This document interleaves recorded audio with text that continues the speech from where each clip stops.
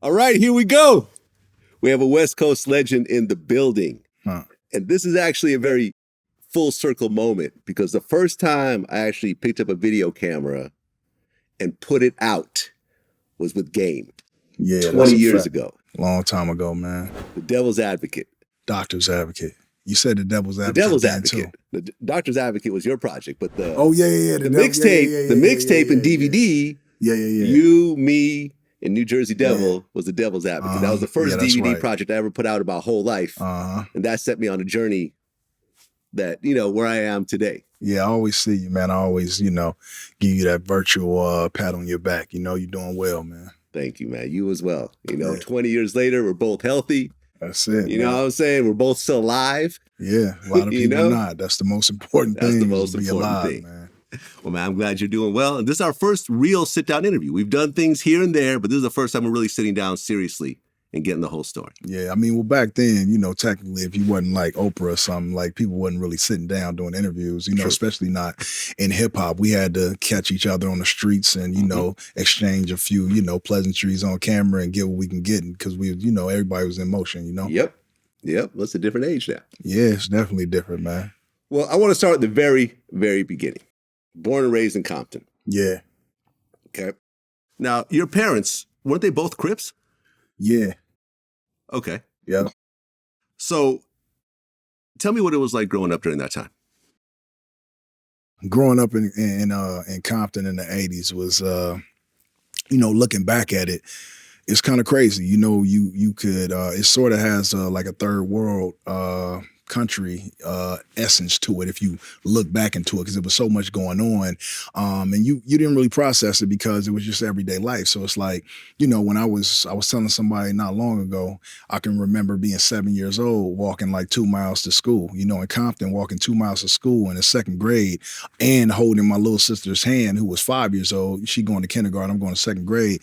Just the amount of neighborhoods and gang environments we walked through just to get to school every day, was just, crazy. Cause like these days as an adult, you can't even make that walk as an adult. But, it was kids doing that. It's still to this day, Compton is like that. It's just is what it is, man. And I mean, seeing, smokers, crackheads, just, and dapping them up and them knowing your name. And I don't know, man, it was just a different time, but it was so much going on.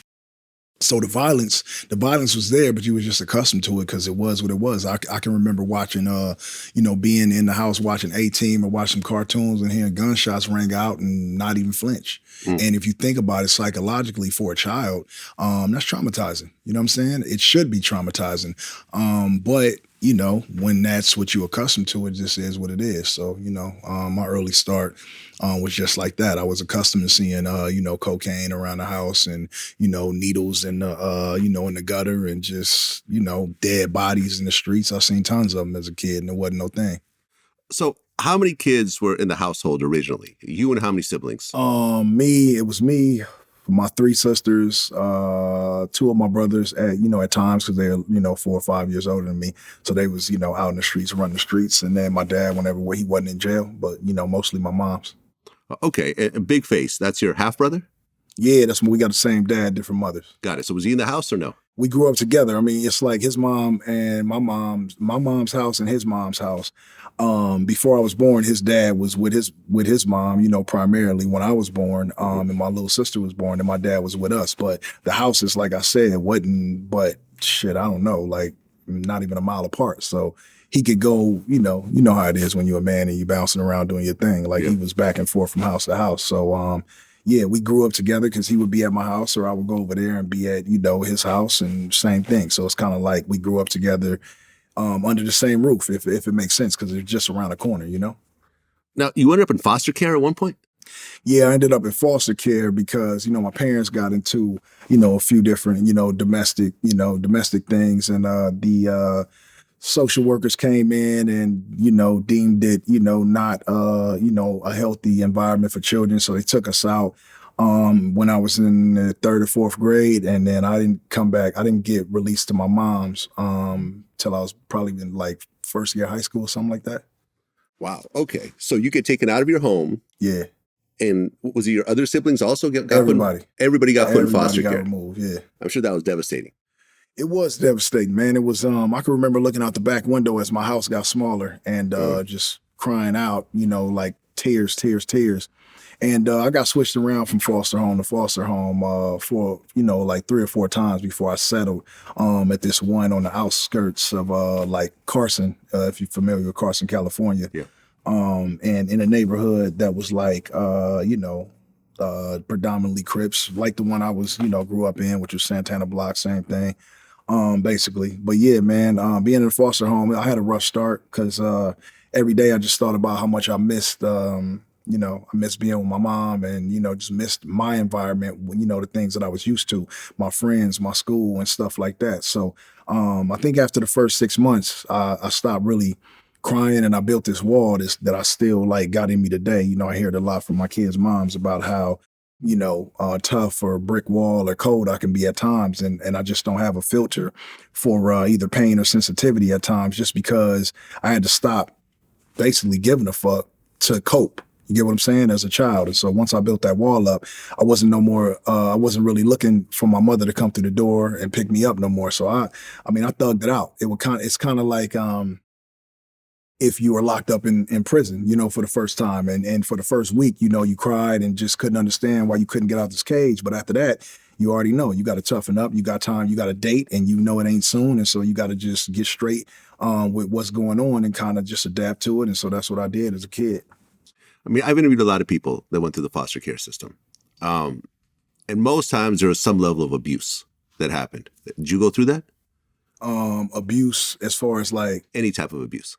Like parental or what? Well, just, a lot of times these foster parents don't really care about the kids. They're just getting a check. Abuse in the foster home. Exactly. No, yeah. I had, once I landed with Auntie Esther, that's what we called her. Mm-hmm. Once I landed with Auntie Esther, man, she treated us all with love and care. And I got lucky that I landed in her home because from the time that I landed there to the time that I, departed, like she was like really like an aunt.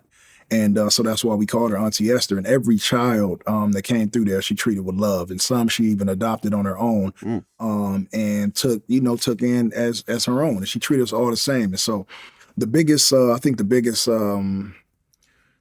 thing about being in the foster home was having ethnic brothers, right? Foster brothers. Because I go to school and it would be like Paul and Nathan, they were white kids. And then I would have Chris and Calvin, which were, two Spanish kids, two Mexicans. So at home, they was my brothers. So when we went to school and somebody used to say, you got a Mexican brother, you got a white brother, we had to square up and we had to go to toes because, I loved them like they was my brothers. And that's the type of camaraderie and the brotherhood we had in the foster home. We fought like brothers on the inside, but then on the outside, we had to stand up and hold each other down. I think only 2 of the 6 of us are alive at this point. Because, once we got into our teenage years, everybody veered off and joined gangs and, what I'm saying? So, few of us, got murdered out in the streets and a few of us, like I said, still alive. I think might be just me, Chris and Nathan. You guys still keep in touch? Yeah, I talked to him. I talked to Nathan a few days ago. He went through a little, battle with drug addiction and shit like that. But he doing well now. Okay, so then what? Freshman year of high school, you come back home? Freshman year of high school, I come back home. I think it might have been sophomore year. Okay. I come back home. I go straight to Compton High School, predominantly Crip neighborhood. Park Villages, Farm Dogs, Santana Blocks, just, Cripped out the game.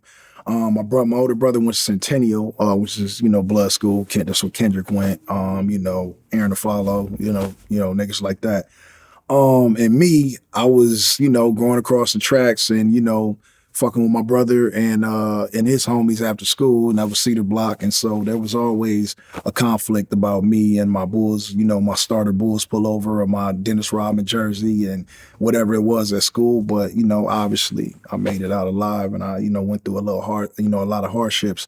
But at the end of the day, I held mines. I played basketball. I was just, like I said, I was gangbanging and I did it all. Like it was just all in the gumbo pot. And, but that was just Compton, Okay, so when did you become a Blood exactly? I want to say I became a blood when my brother became a blood because that was who I looked up to, and that's who I basically pattern myself and my lifestyle after. And I don't, when I say my brother, I don't even mean big face. I mean, my brother Derek is from Crenshaw Mafia. So, he would come pick us up because my pops would always say, you got to go bond with your brother. And so he'd come pick me up, take me on the show. I'll be, I don't know, little as shit, man, 5 and 6 years old on Crenshaw, watching all this gang activity. But, and that brother is, a little bit more older than my other brother. He's like 10 years older than me. So, when he was 16 and 17 and I was 6 and 7 years old, like he was, driving BMWs and, he had all, 3 and 4 cars. And at that point, at that time, for him to be, now that I look at it, a 16-year-old, I have a 16-year-old who can barely drive, who doesn't have a car yet because he'd rather play video games than go and get his, his driver's license. And he will. But when I compare my 16-year-old to the 16-year-old brother that I had raising me, it was just a totally different world back then. And it was just crazy. But that was my role model. He was like Superman to me. And then my brother Face, followed, after him, not, right after him, but, he was getting down, with Cedar Block. And so that's where it was. That's where it was for me. That was home for me. Okay, so you're going to Compton High School and you're claiming blood. And was Compton High School mostly Crip or was it mixed? It was like 5 Bloods. Most of them. And everyone else was Crip? Most of them hidden, yeah. Okay. So what was the most serious situation you were getting into during that time? Well, see, the thing about Compton is this. It's like, no matter who joins what gang, like we pretty much all went to elementary school and middle school together, right? Yeah. So it's like, we know each other. So some niggas that went the Crip route that was hard was a kid in 3rd grade that you was taking his motherfucking lunch money. So it's like, when we become teenagers, it's like, nah, I ain't going for that. So it would take a group of them niggas to really press the issue or catch you slipping, you know what I'm saying? It was, everybody knew me. I was JC, you know what I'm saying? So everybody knew me. We grew up together. We grew up hooping at the park, whatever. So, it was just personal, personal shit. And so you really only had murderous or killing intent with niggas that you really didn't grow up with or you really didn't know. But if you grew up with somebody and you was blood and it was Crip, it was always that childhood love that you just couldn't really overstep or violate. So a lot of niggas that are living today got passes because of, we just went different routes, and that is what it is what it is or was what it was. But a nigga you didn't know was just a nigga you didn't know. And then nobody give a fuck about a nigga they didn't know. You know what I'm saying? So that's when it was up. Okay, so during this time, during high school, were you getting in trouble, getting arrested at all? Or were you just mostly just focused on school and basketball? So I went to jail twice as a teenager. And the other times I think I just got lucky and slid through without detection. I think that for me, I was known as like the intelligent gangster. You know what I'm saying? I always thought out every mission. I always thought out everything that I did. I thought out, selling drugs and the way that I would, distribute, or the way that I would run with homies. If we was gonna go get at somebody, it would be all me on the strategic side, making sure that everybody got in and they got out alive. So I was just, I just went under the radar for most of the, the heinous shit that I participated in. And then I went to jail for like stealing the car in 11th grade. And I ended up going to the county. That was my first time in the county. And that motherfucker was a rude awakening for me, because straight off the bat, you either go in the general population or you get segregated in the gang module. And at that point, I had no gang tattoos yet. So I was able to slide straight in the gen pop, which is smooth because, you ain't isolated from everybody and you can kind of just be a chameleon, you know what I'm saying? Blend in. So that was my first time. Now, the second time I went back was like a year later, still in the same, still in high school. Went back like almost, 8 or 9 months later. And I was then I was banging and I had tattoos. And so, they break you down, they look at your test, they ask you where you from. So most times they know where you from. And then they put you with, they put you with the Bloods. And even that, you know what I'm saying? Like it be drama in there sometimes. So 5400 block Denver Row, that's where I ended up. And sometimes you just gotta catch phase with your own homies for, miscellaneous shit that happened on the outside, or if when you went to Gen Pop last time, but you was in a gang and you wasn't with the homies, just all kind of different shit. So when I was on 5400, that was general population. And then, when I went back and I was in the gang module, it was a whole different situation. It was cool to be with the homies, but then sometimes it wasn't if you had just inner gang issues and shit. You know what I'm saying? So, but the county, I know a lot of people say I've never been to the federal penitentiary in my life. But from what I heard and what I know, I don't know, man, the county jail in LA, the Twin Towers it's crazy. Yeah. Yeah, it's crazy, homie. It's not no joke in there. And just like any other prison in the world, you could definitely lose your life in there. A lot of niggas get transferred to Wayside, and that might be bull for them, but some niggas don't. And you gotta, they call it, you do your county leg. You're supposed to only be in the county jail for a year, but sometimes niggas be in there for 2 and 3. And yeah, you get washed in there too. Okay, so you graduate high school and you go to a couple different community colleges. Yeah. But were you trying to play basketball at that point? Trying to play basketball, trying to figure it out, man. I was, the lure of gangbanging was always something that was like, I don't know, dear to me. That might be, weird to say, but gangbanging was always like first for me, because it's just, I don't know, it was tough. It was hard for me. I liked it. I really loved it, and it was all that I knew. Basketball was my favorite thing to do, though. So and I of course, my basketball history, Drew League, not the fighting ones, man. The actual dribbling the ball and putting it in the hole. Always had a love for basketball, man. So I tried until it was just evidently clear that wasn't the path for me. And then, that's when I started doing my rap thing. Okay. So by 2001, you were deep in the streets. And then a shooting happened. Yeah. Tell me about the situation. 2001, man, we, again, like I told you a minute ago, I was usually the strategic one. Inherited that way of, being in the streets from my older brother Face. He was OD with being careful.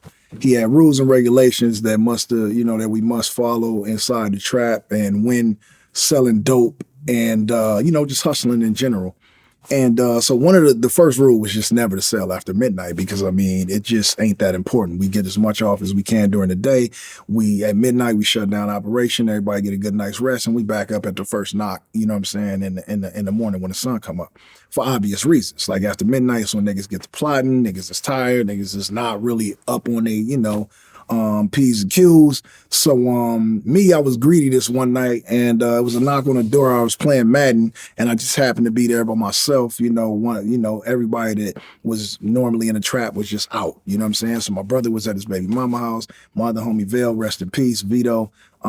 He was out too, fucking off with a chick or some shit, and I was there by myself just playing Madden. I heard a knock on the door. And I looked through the peephole, and it was this corny ass square nigga that always come through.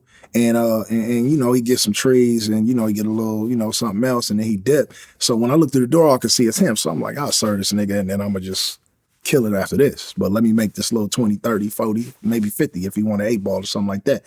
So I opened the door. As soon as I opened the door, 2 other niggas came behind him with guns drawn. And it sort of like blew me back off the door. I didn't fall down, but I had my 45 or my Glock. Can't remember which one it was, but it was on the kitchen table. And one of the niggas seen it, and he went for it, and I went for it, and we had a struggle for it that ended where we ended up tussling on the ground, and I started to really get the edge on him in the tussle and retrieve the gun from him. But he felt it coming, and so his finger was around the trigger of it. So he pulled the trigger, and then I got shot in the chest. Got up, I flew back, not knowing that I was shot, and I started running down the hallway to get my shotgun, my sawed-off from the back room, and he shot twice more, and I got shot in the ankle, and then I got shot in the stomach too. And then I thought he was gonna come up and just, give me the dome shot or the kill shot. So I just closed my eyes and I was like, I really told myself, like literally told myself, I was like, damn, so this is it. But I wasn't scared of nothing. I wasn't scared. I didn't have no fear. I didn't feel like I was gonna miss nothing. I didn't have no children yet, so I didn't really have nothing to hold on to. Me and my mom's relationship was strained. Me and my pop's relationship was strained. And so all I had was a few little chicks and my little sidekick that I probably was gonna miss. But other than that, I was about to say my peace with God and just, I didn't expect to make it out of that. Closed my eyes. By the time I opened them, they was gone. And I guess he thought he killed me. And so they was gone. I remember crawling to the bathroom floor and somehow getting my Motorola flip phone with the chirp off my hip. And I called 911 for myself and just told them I was shot. And they sent the ambulance and then I passed out and I didn't wake up for like a few weeks. Okay, this is the first time you ever got shot? Yeah. The guys who did it, I mean, did you know who they were? I mean, you knew the guy that was coming by, but the other two guys? Nah, I never seen them in my life. Okay. When you did wake up, was there a level of rage and anger and revenge and like, I can't believe these motherfuckers just shot me? Nah. No? When I woke up, I felt like I hadn't even been asleep before like the night that it happened, but it ended up being like a few weeks later. So and you were in a coma for weeks? Yeah, for like 3 weeks. So you could have easily died that night? Should have died that night, could have died that night, and didn't give a fuck if I died that night, to be honest. I just didn't care. And that goes back to what I was saying at the beginning of the conversation. It's like, when you're a child and you're being brought up in these situations, you're accustomed to the lifestyle and you know what it is. Like everybody that gangbang know what it is unless you go and get somebody that is like, I don't know, has issues, underlying issues with their health or something, or, mental, their mental state when they're younger. But other than that, anybody that is functioning normal as a child or as a teenager and you join a gang, with that comes jail, death, or a slippery slope that you may survive. So when it was time for me to, potentially like be out of here, I didn't give a fuck. I mean, isn't it crazy now when you think about it? Because you have kids that are approaching this age. Right. And they were totally sheltered because dad has money and they don't have to grow up in this type of environment. They have no idea what it's like to not give a fuck that you live or die or dealing with guns, drugs. Like, they have a totally different life than you. Does that bring you a certain level of pride that they didn't have to go through what you went through? It brings me a level of pride. But it does. It brings a tremendous level of pride, right? Like I can't thank myself enough. Like I have a kid in college right now in his third year. He's a junior, Congrats. my firstborn. He's on the cover of the documentary. Now he in college saying, which is crazy. Like he just hit me daily. Like, yo, dad, I need money for groceries. Dad, my rent due. Dad, tuition. It's like that. And so I think that's cool. That's why I'm smiling now, because I think that's cool. I look at him and I'll be like, oh, boy, you don't have no idea, which is crazy because he does have some idea because he was 3 and 4 and 5 when I was still in it. And so it's my younger children that don't have no idea about what's going on. And I think that that's cool. Yeah. The part about it that I don't, it's a small part, but it's a small part of it that I don't like is that this generation, my kids included, they so soft, man. Like they soft as hell, man. It's like everything hurt. Everything is paining them. Everything is like what my son told me a few weeks ago, told me he was depressed about something. And I'm like, man, what you depressed about? He like, I'm trying to juggle football with my classes. I want to, the new 2K just came out. I just can't figure out how to do it all. And I'm just like, hey, I wish I had your problems at your age. I'm like, look, let's do it like this. how bad you want to play football? He like, I want to play football. And I was like, school is, you have to do well at school, you know what I'm saying? And so I was like, maybe you need to fall back on the video games. And so I let him govern himself accordingly. I'm like, look, give yourself a time to play and a time that, you just know that you have to do other things, and then grant yourself an adequate amount of sleep per night. And then let's revisit this in a week. We did it. And then we talked again in the week, and now I'm all good, Dad, I'm good. And I'm like, these are the conversations that we need to have with our children before TikTok gets in this suicidal, and this is a serious thing. Yeah. These kids getting depressed and this emo music and them going on TikTok, and then next thing you know, your kid has hung himself in a room or shot himself because they can't figure out how to compartmentalize everything that they're going through. We didn't have nobody to run to. Your mom would just tell you, shut the fuck up and go upstairs. And that was it. Or you on punishment, or take everything out your room, and you just had to deal with it. You couldn't pull out your phone and Google self-help or where do I go for this or where do I go for that. The internet has these kids in a whirlwind, man. It's just making everybody so soft. And they got all these groups out here. Like, you can't, if you look at an owl wrong, it's like an special owl group. They come and they're like, you can't look at the owl like this because we're the owl group. And if you got there's a concrete ant group, it's just all these different groups of people. So everything is so sensitive these days, man, that it's just, the world is just crazy, man. I feel like we on the verge, man. Okay, so you're recovering in the hospital from the gunshot wounds. Up until this point, had you ever considered rapping? I was dabbling with rap, and the major point of the early stages of my rap career was 106 in Park. Just sitting in the dope spot, waiting for the next knock on the door and watching 106 in Park. I look forward to that because it was just cool. The videos come on, and if you enjoy any type of hip hop, you was gonna see what was number one, whether it was Jay-Z Big Pimpin' or Ja Rule Holla, all of that stuff was just as enticing as gangbanging was for me. So I really started to get into it. And in the beginning, man, it was rough because, the hip, the hop, the hip, where do you start when you start your rap career, right? If you don't have a natural talent for it. And I don't think that I had a natural talent for it. I think that my childhood traumas, my story, my life, and then my knowledge of dope hip hop artists is what carried me through the early stages of my career. So yeah, I started around that time. Okay, so was it in the hospital bed that you started kind of formulating this plan to become a rapper? It was while I was asleep, comatose, that when I woke up, I kind of knew how to arrange rap records a little bit. Okay, now your name, The Game, I actually just found this out recently, is based on the movie The Game with Michael Douglas and Sean Penn.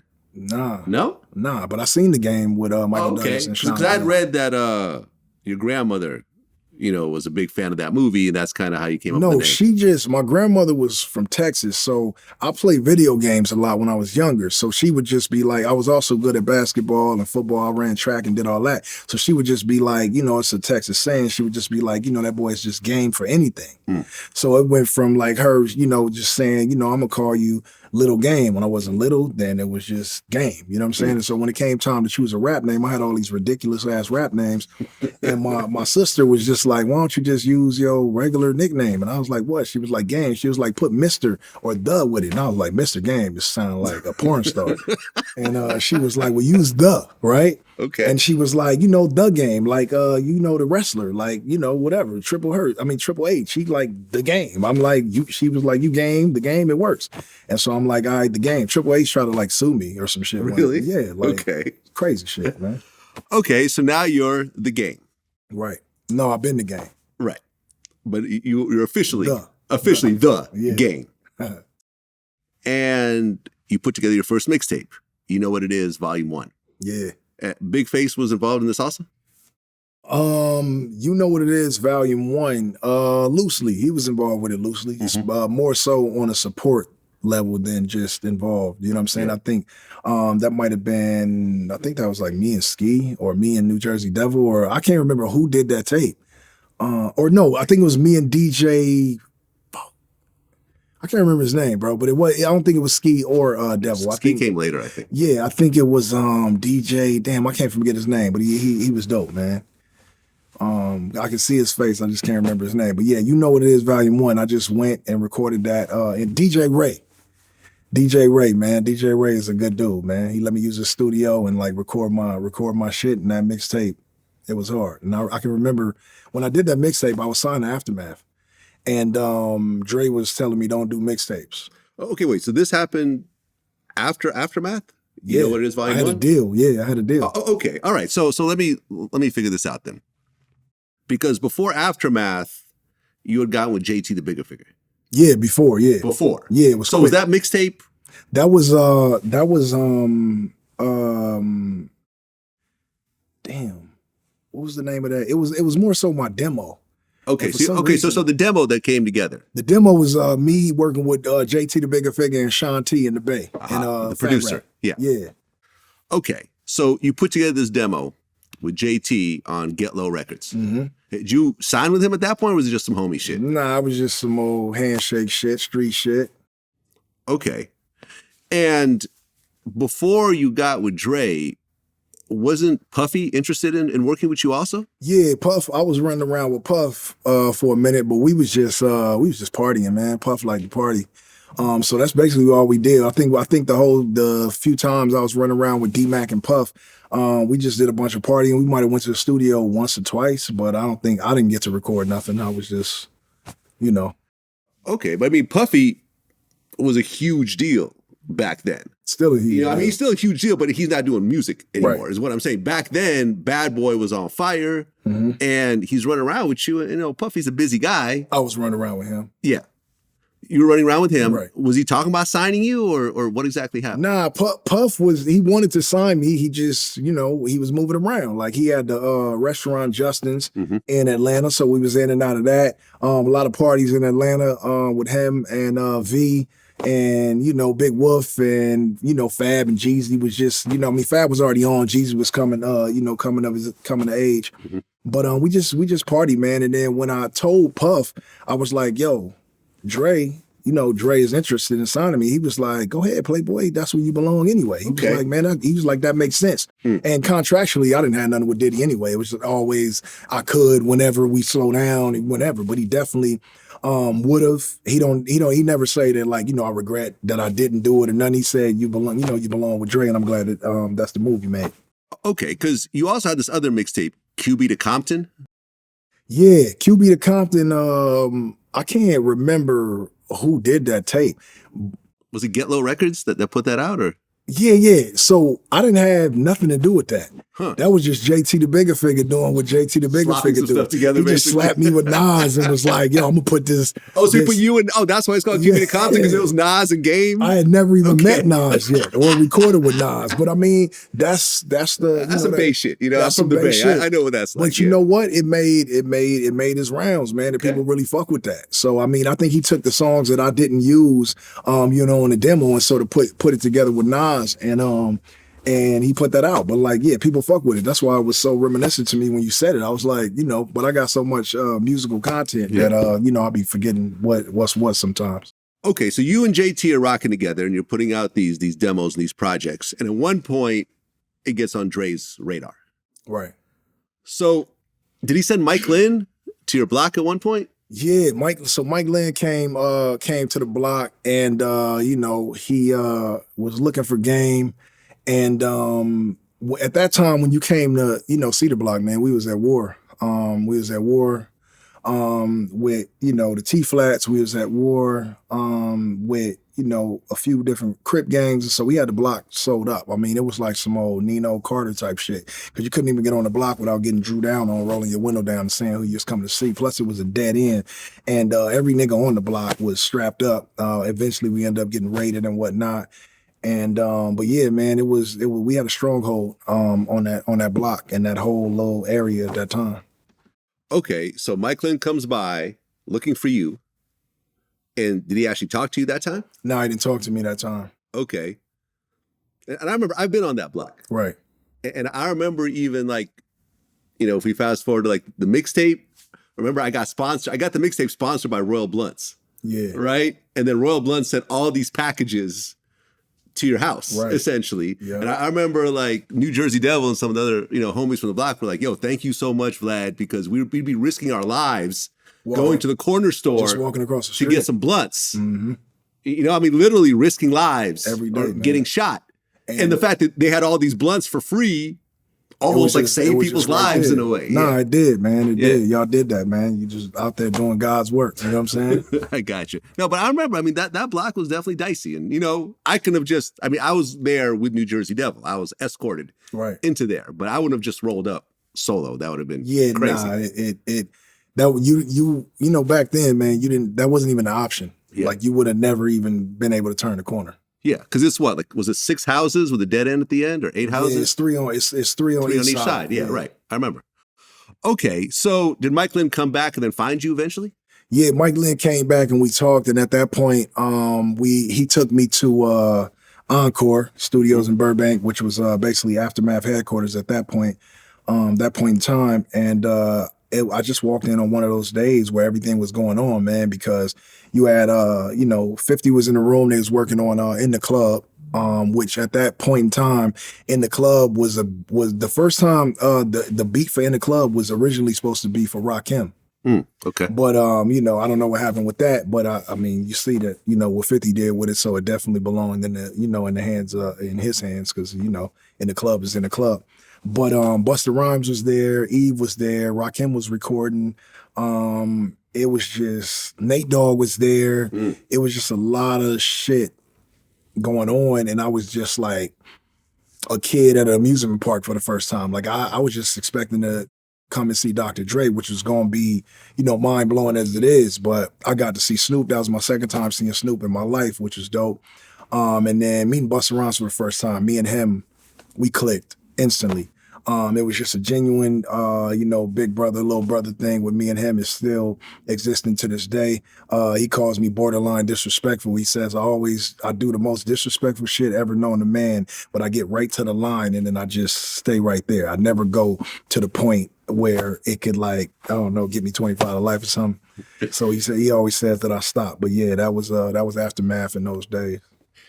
Being from the West Coast, like me and you, meeting Dr. Dre was fucking life-changing.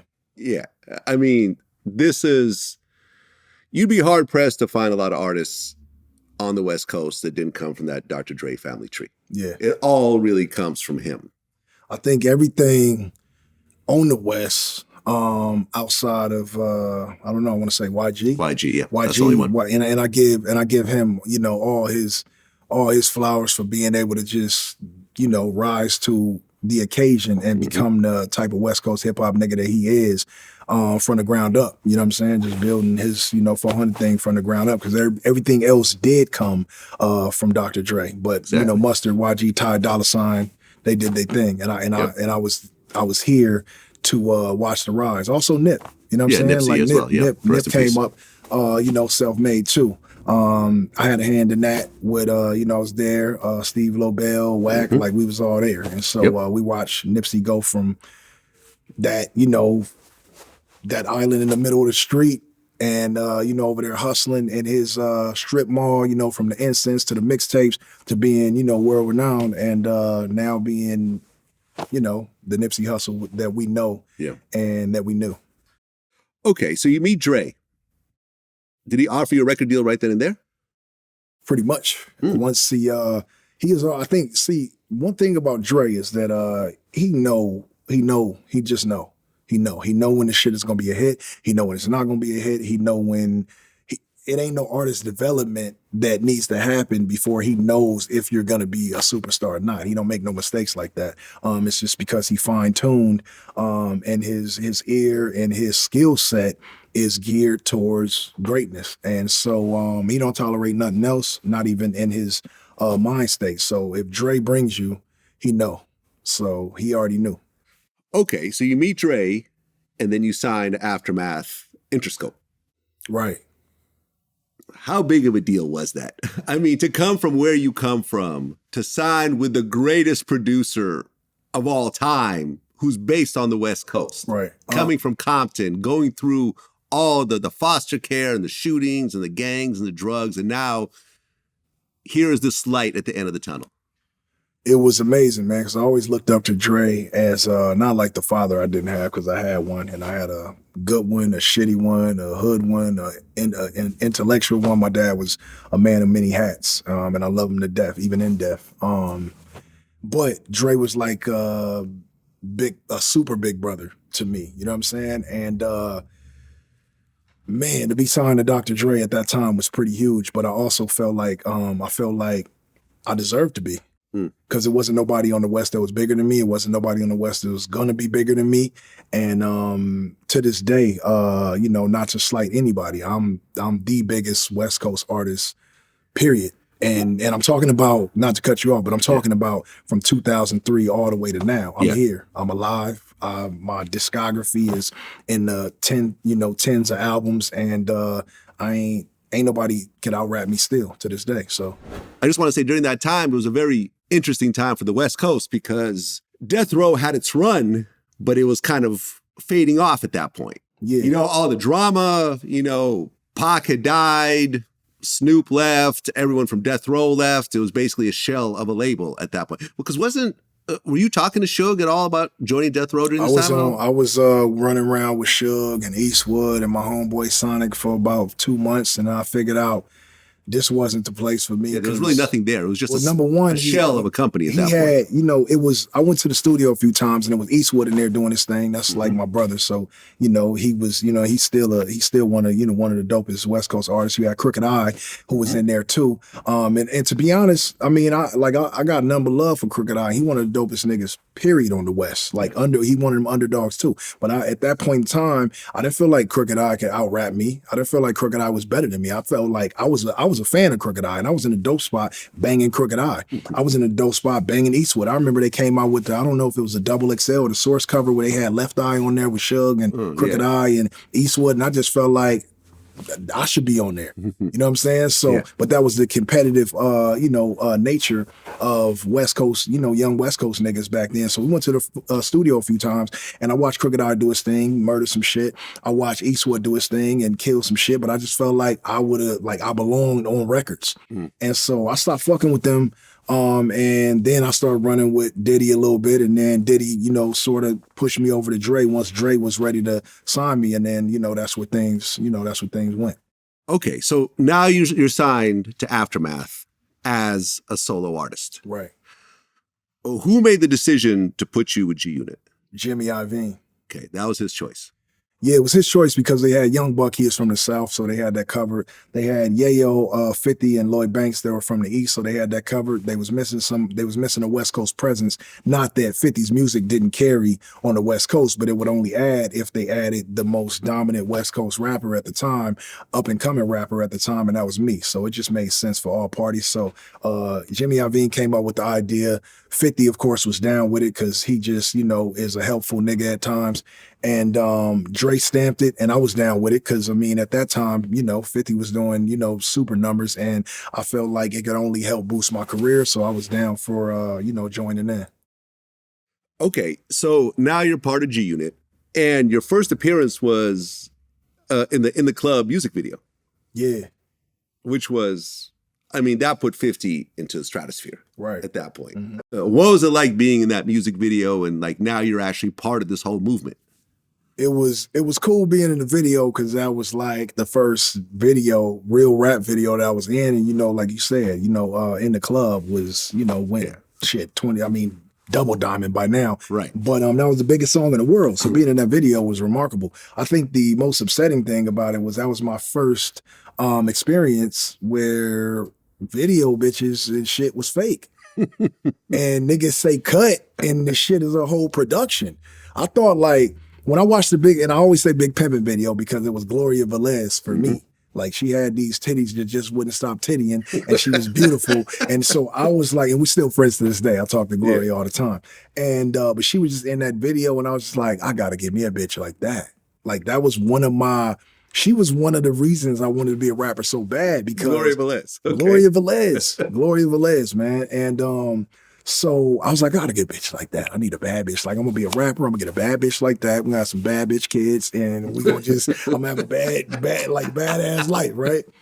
So when I did the In the Club video, And they was like, this is the casting, these models were casted, and you can't just get at them like this or that, and they're here to work. And like, when somebody told me that the models was here to work and I need to like wait until after the video, I was like, the fuck you mean, homie? Like, I'm getting at this bitch, like, and so that part of it was the Wizard of Oz shit. Like, I really didn't understand it. And so at that point, I didn't understand a lot of shit that was going on in the industry. I was young. I wasn't used to it. I didn't know that it was actually real entertainment because Tupac and Biggie had really met their demises beefing with each other. So I thought that shit was 100% real. And it was, because they're no longer here. Mm-hmm. But I thought throughout the industry that everything was 100% authentic. But I learned very fast that the shit was a fucking circus of the entertainment industry, man. Mm. Okay, so now you're part of G Unit. You're signed to Aftermath, Interscope, and G Unit is putting out mixtapes like crazy at this point. And the All Eyes on Us mixtape, you show up on the cover. Mm-hmm. So now you're officially visually. I mean, you're in being in a video is one thing, but being on an official mixtape cover is something else. Yeah. What was that like to be part of the hottest crew in the world at that point? It was cool. I appreciated the the step up on the ladder. I always felt like if I didn't sign, I didn't sign with G Unit. I was never signed to G Unit. Yeah. But I always felt like if I never got put in G Unit or Dr. Dre never signed me to Aftermath, I would still be sitting here talking to you with the same track record, because I'm the type of nigga, like, if I put my mind to something and I say this is what I want to do, like, that is just simply what I'm going to do. I'm going to achieve it. I could tell you right now, sitting in this chair, that I'm going to go do something amazing in 6 months. And I promise you in 6 months it'll be done, because that's just how I am. Mm-hmm. Like, I'm one of them anything is possible niggas, because I understand the process of life, and that if you really want to get it done, you just simply go get it done. So it was cool being in G Unit, but then it wasn't, because I felt like we was just in it. I felt like 50 was making the money and we was just in G Unit, you know what I'm saying? Which is cool, because he 50, but I wanted to like get some bread, you know what I'm saying? So I definitely wanted to like just be a solo artist and like get to it, you know what I'm saying? And I appreciated the pit stop, but yeah, I don't think that I needed G Unit to be game, you know what I'm saying? And G Unit was dope, and 50 was dope, and that experience was dope, but I just don't feel like I ever really fit, or that it was just me, because I'm not like the soldier type. Like, I felt like I was my own boss and I'm a king in my own right, and so I needed to stand on my own too. So now, was it about that time that Jimmy Henchman became your manager? Jimmy Henchman became my manager about the same time. Yeah. And so, Jimmy came to me and he was like, he came through my homie D-Mac, who, helped me out, and was the sub company to, Aftermath with his Desperado, company, him and K-Dog in the early stages of my career. He came to me with Jimmy. He was like, yo, Jimmy, want to manage you. At first, I didn't even know this was the Jimmy Henchman that, Pac was talking about in the records, or just based off of that, I might not have did it just because Pac was, had niggas' minds going crazy. Like, if you was down with Pac, fuck everybody, right? Fuck this is staff, record label, and it's a motherfucking crew. If you down with, fuck you too. So it was Pac. That's how Pac had niggas on the West. But I didn't know that was the Jimmy Henchman. And so I just said, cool. Cool. Seemed like I met him. He seemed like a super cool dude.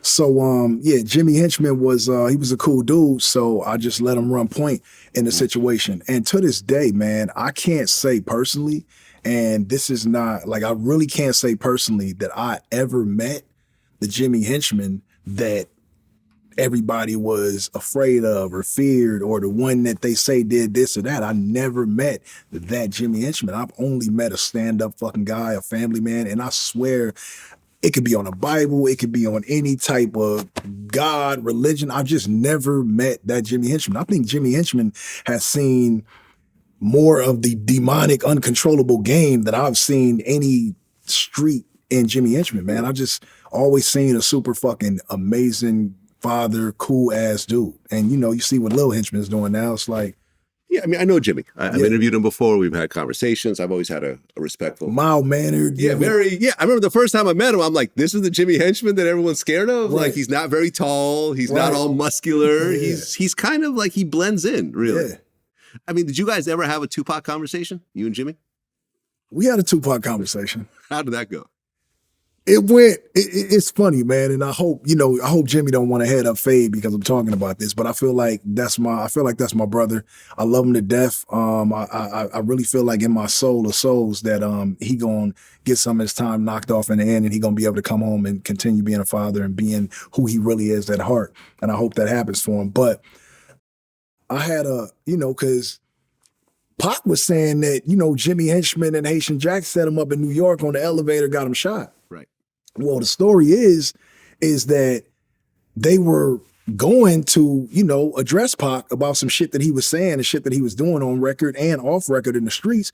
And that, they did, have what they needed to, go address the situation in case they needed to defend themselves. But Pac also had a gun on him and needed to defend himself. And that when the elevator opened, they saw Pac, but they weren't ready they didn't have anything drawn out. But Pac had a gun in his waist and he was gonna pull it and he shot himself in the leg on the elevator. And then he went to the hospital and, for the leg wound, and maybe he was embarrassed. And again, I was not there and I don't know what happened. This is just a story that was, transcribed to me. But Pac shot himself and was embarrassed of that. So he wrapped his head up and he wrapped his arm up. And when he came out of the hospital, I think he was in a wheelchair, right? It was at the same time. No, but he had gun wounds on his body as well. It wasn't just the leg. Yeah, I don't know. No, I remember interviewing John B, and he was talking about how he was in the studio with Pac after he got shot, and the wounds were relatively fresh. He had his shirt off in a session, and I could see the bullet holes. You know what I mean? The scars, and it's intense when you see someone's bullet holes. It kind of puts it into perspective. It's not like tattoos. Yeah, it's like where the flesh is. You know what I mean? It's like flares out like that, like in lines, and it's like pretty intense. And he had like 6 or something like that, or whatever it was, on his chest. And you could see the skin kind of. And how many times did Pac get shot? Was that 5 times? No. Occasions. Oh, twice. Twice, yeah. So once that time, and then once when he met his demise. Yeah. So then I don't know. Maybe it wasn't true, or maybe Pac shot himself and they pulled out, and I don't know. Who knows? But yeah, I just don't know. That's the only conversation that I had about that I had about Tupac with Jimmy. But again, these are just, stories, and I don't know what's real and what's not. Right. I was like 15 years old, man. So, okay. And I told you how my testament to Jimmy's character and whatnot. And of course, man, Tupac is, at the top of the top for me. So again, man, I find myself, caught in the middle, conflicted, because I didn't know Jimmy when Tupac was alive, and I never met Pac. So I only know what I know, and I only could just vouch and get down with who I, personally have relationships with. Okay. So I remember during that time, even though you didn't have, your own music out, your own single wasn't out, but you were getting hot. And was it around that time, like, you appeared in a big ad for Sean John? Yeah. Like Boost Mobile did a commercial with you and Kanye and Ludacris. Yeah. So it's like you're on a roller coaster at this point. Right. How did that feel during that time? I think for me, we're gonna keep running into this dead end of how I felt at different times during the early stages of my career, because I just felt like it was for me and I deserved all of it. I felt like, without the Boost Mobile, without the Sean John ad, that I was destined to be king of the West Coast, and that I was going to run it, for all that time. And I did. I just feel like, and again, I don't want to slight any of my experiences or anybody, helping me along the way, but I just know that I was destined to be great in hip hop. And so, yeah, man, it felt good though. It felt great to be acknowledged. It felt good to, coexist with Ye and Ludacris and do something with Diddy after all, even though it wasn't musically. So, just organically, it felt and it was a good time. Yeah, I mean, I remember being in Manhattan and seeing a big, huge billboard of you for Sean John. It was like, oh shit, like, all right. you know? And I just want to point out that during this time, it was like the West Coast was just really just kind of quiet. Yeah. You know, the spotlight was on the South. The spotlight was still in New York. You know, I think Nelly was probably popping during this time. Right. So the West Coast was quiet and everyone was looking at Game like, okay, this might be the dude that really brings it back. Yeah. Especially someone like me who was a West Coast guy. Yeah. I mean, but see, for me, I knew I was the dude. Yeah. I knew that. And see, all this shit, remember I told you not a long time ago, but a minute ago in the beginning of the interview, how strategic I am when planning and plotting out shit. Before I met Dre, before I recorded my first song, I told myself that, okay, all right, Snoop is legendary at this point, right? Yeah. But he, after, you know, Pac's death, he was kind of cool and he went to No Limit for a minute. He came back and he was just chilling, but he was already iconic. Dr. Dre was already iconic. These niggas are already on the Mount Rushmore of the West Coast. So I felt like, you know, with Tupac's untimely demise, that there was a window for me. Mm-hmm. There was a window for me. And if I got myself in hip hop inside this window, that I would have it for 10 years. For sure. Because these artists only come around every, 10 years. And I mean, when I say artists, I'm not even gonna say artists, I'm gonna say that guy, right? And if you look at it, it transcends to everything. It's like, if you look at Michael Jordan, then you look at when Kobe came in, then you look at when LeBron came in. Mm-hmm. And I don't care, there's 1 million basketball players in the world and there's hundreds in the NBA. But there's literally only one LeBron. And you know, when I'm talking about like that type of guy, that type of player, it's GOAT status shit. And so before that, it was Kobe. Before that was Mike. And I don't know who's going to be the next guy to be that type of guy, that like LeBron is. So it's like, a four-headed dragon. But for the West Coast, it was like, okay, you got Dre. Okay, you got Snoop. And okay, you had Pac. Well, now it's Game's time. And then after me, boom, you got Kendrick. And then, YG came up. And now you got all these artists, but we just don't know who's going to be the next one. Like right now, it's just Kendrick. Mm-hmm.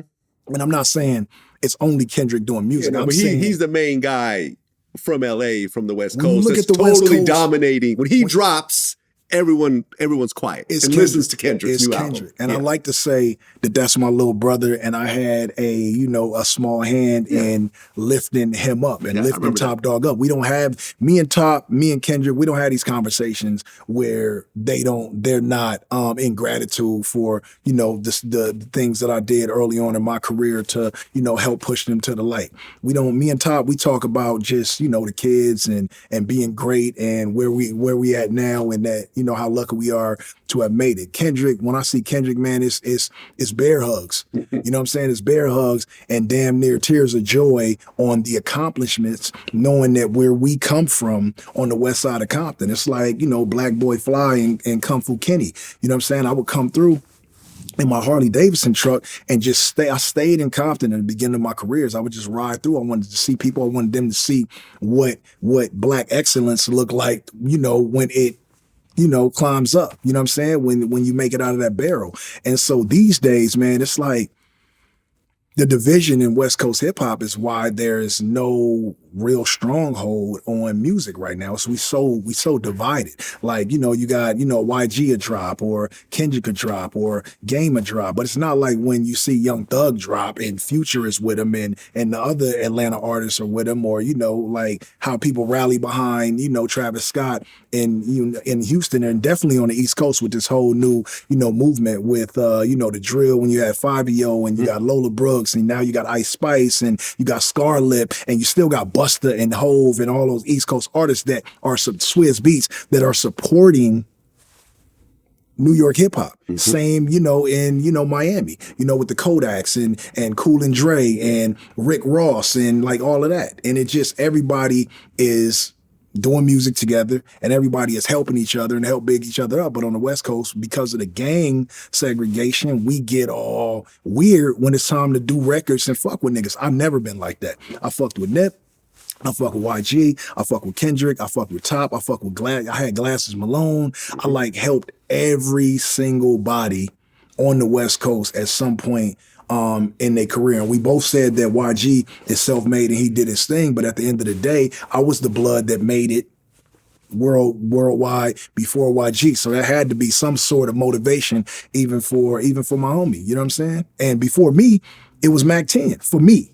Mac 10 did it to let me know that it could be done, because before that, Snoop and them was crip walking and stomping. Well, there's DJ Quick. I mean, yo, no. Well, let's not forget Can't forget DJ Quick. We were, no. He was actually the first person to claim a gang on record from LA. The reason I said Mac 10 is because Quick was already like, again, a part of that monument. Mac 10 was the direct, I could see Mac 10. I was gangbanging, and I was a teenager when Mac 10 was doing Faux Life, and when he was the Chicken Hawk. DJ Quick is the same as Snoop and Dr. Dre to me. He patterned everything. Quick doesn't get enough credit for the shit that he does. And he, like Dr. Dre, is a genius behind any type of musical instrument, electronic, anything. Like DJ Quick, not to even, slight Dre. Quick and Dre might be neck and neck as far as like, production. I just think that Dre, because of his relationships and the way and the route that he took, made him and where he came from. Like, it's NWA, and it's we talking about Dr. Dre, but still on the same accord, Quick was again self-made. Quick was self-made. You know what I'm saying? So, him and YG, Quick and YG get all the props in the world from a nigga like me, because I had to go through Aftermath. Kendrick, went through Dre and had Top Dog. These niggas came up with their homies, put some, bags together and made it happen. So. Well, 2004 rolls around, and that was the year that I met you. I was a mixtape DJ. I remember that the Tupac Rap Phenomenon mixtape was out, and it was like the biggest thing in the hip hop world. I'd won mixtape of the year. And I remember Mike Lynn actually said Dre wanted to sign me, and that never happened. It was the biggest loss of my life at that point. Mike Lynn he's said legendary for this type of thing. I'm not the only person he's pulled this on. So I remember I met New Jersey Devil, and I'm like, yo, we should do a mix. And he's rolling with you. So I'm like, oh, we should do a mixtape with Game. He's like, oh, we should do a mixtape and a DVD. And I'm like, never thought about that before. I had this old ass, mini DV camera. And I'm like, all right, let's just pick it up and just start filming. And I flew out to LA. I went to your house, and we kind of powwowed and came up with this idea of, the Devil's Advocate. It was going to be, one disc was going to be a mixtape, and the other disc was going to be a DVD. And I was just rolling around with you, studio to studio and everything else like that. And I remember you had performed at MTV for How We Do, because West Side Story was already out. Right. And that was the first, now Game is now being cemented. Like, this is a dope song, a very West Coast song. But How We Do was the hit song. I remember we went to MTV, me, DJ Quick, and I think New Jersey Devil got caught smoking weed in the bathroom at MTV, and we all got kicked out. But DJ Quick was the DJ, so he convinced them not to kick him out because he was actually DJing your set. But it was a very interesting time, being at your house and seeing how this is all coming together. And it was like, you could tell that something big was about to happen. Now, before you actually dropped your album, JT put out The Untold Story. Right. Did that piss you off? No, that was the demo. But the fact that he commercially released it before your album. No, I wasn't tripping, because I had love for JT for, and still got love for him. It's like a love-hate relationship with me and him, because he feel like he don't get enough props, for, helping kickstart my career. But I always get this nigga his props when he deserve them. Some of the shit that he tried to take credit for is just absurd. So then I got to hold my own ground. But at the end of the day, man, JT and Game, what we did, in San Francisco and what we did in the Bay Area from 2002 to 2004 was legendary, especially with Sean T on the production, and you can't never take that away, no matter how nobody feels, because The Untold Story was wrote the passage for the beginning of my career. And so JT did all the footwork, I did all the rapping, and that Ghazi, who is, the owner of Empire, was my engineer. For the he was your engineer. Ghazi. Oh wow, I never knew this. So before Ghazi was, making all this money and signing everybody these deals, I was screaming at Ghazi, out the booth, man. You know what I'm saying? But so Ghazi is my brother too. We just got a history. And like I said, a lot of people don't know a lot about what I went through and the relationships that I made and the things that it took for me to get here. But like I said, it doesn't matter which way I went. When I saw the fork in the road, I was going to be successful. Okay, now your first album, the documentary, that wasn't the original title. Nah, it was NWA Volume 1, I believe I had. Right. It was right. Nigga with Attitude Volume 1. Exactly. But didn't Eazy-E's widow have a problem with it? No, she didn't have, I don't think she had a problem with it at all because Tamika has, and I've never met Tamika, only talked on the phone once, but anything that I needed with Eazy and anything that I've needed cleared over the years, she just cleared it. So it wasn't, we didn't have a problem back then. If she had a problem with anybody at all, and I'm just guessing that it might have been with like Dr. Dre maybe because they had history, Eazy, Dre, I don't know. But I just changed the title on my own because when I came up with the documentary and then me and Jonathan Mannion were getting all this dope footage. And again, after doing the things with you and like, you know, like just documenting everything, I just felt like it was a documentary to my life. So when I ran that title by Dre, we both loved that more than NWA Volume 1. Okay, so the album comes out. Dr. Dre and 50 were the executive producers. The guest appearances were crazy. 50 Cent, of course. Eminem. Right. Nate Dogg. Mary J. Blige. Faith Evans. Dre did the production. Kanye West did production. Scott Storch did production. Timberland did production. I mean, you basically got the best of the best from everyone involved. The song with Eminem. Oh, were you guys in the studio when that came together? I went to 8 Mile and went to Detroit and I stayed out there for about a week and we did the song out there. How was that experience?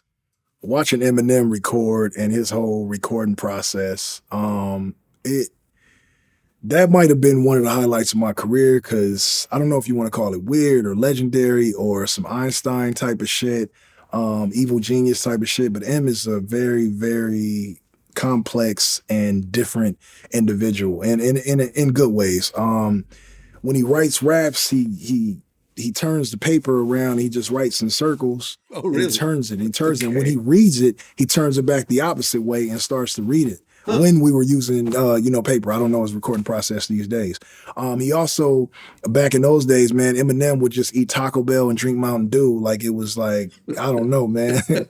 Like Snoop would smoke weed. But that process was dope. I'm forever grateful. For being able to experience, prime Eminem in his essence in Detroit. That's one of the highlights of my career.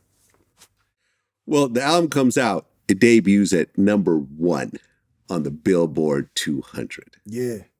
#1. Not on the rap charts, not on the R&B charts, on the Billboard 200. The biggest selling album of that week. All country was artists. The Game. Yeah. All pop, all rock. All the rock stars, all the whoever the biggest pop person of the time. Britney Spears, Christina Aguilera, NSYNC, Backstreet Boys, baby. Beyonce, Jay-Z. Yeah, that was Game was #1. Now I know, I ask these questions of how does it feel, and you're like, well, I can't answer, but there has to be some sort of feeling of going #1 on the Billboard 200 with your debut album. That right there is going to get you the answer you've been looking for. The way that I felt was on top of the world. I might have felt a little too on top of the world because I got a little bit cocky at that point, and I think that's really when me and 50 really start to, our rift. Like we really had this rift and everything that we were doing because I was needed to do certain things for G Unit, but I wasn't in compliance because I was doing Game. I just had the #1 album, and I felt like I deserved the space to appreciate and to enjoy what was happening the same as he did when he dropped Get Rich or Die Trying. You know what I'm saying? But my obligations to G Unit was sort of holding me back, whether it be interview-wise, verbally, musically, or just in life. And so we started to riff at that point. But to be #1, to have a #1 album in the world at that point, all genres, all music genres, was just, I don't know, man, life-changing for me. At that point, that's when it got real. Well, let's talk about the singles that came off that album. So West Side Story was the first one, and that was like kind of like the lead-up single. Yeah. How We Do was the hit, featuring 50 Cent, number 4 on Billboard. Yeah. That song has 650 million streams combined now. Yeah, I don't get into streams. I think it's all... I mean, think about the billions that had they counted it back then. Hate It or Love It was the third single featuring 50. Number 1. Number 1. 2 Grammy nominations. Mm-hmm. This became the biggest song on the album. Did you know you had something special with this song? When I did Hate It or Love It, I did it in Connecticut at Tyson's old mansion that 50 had bought from him and occupied at that point.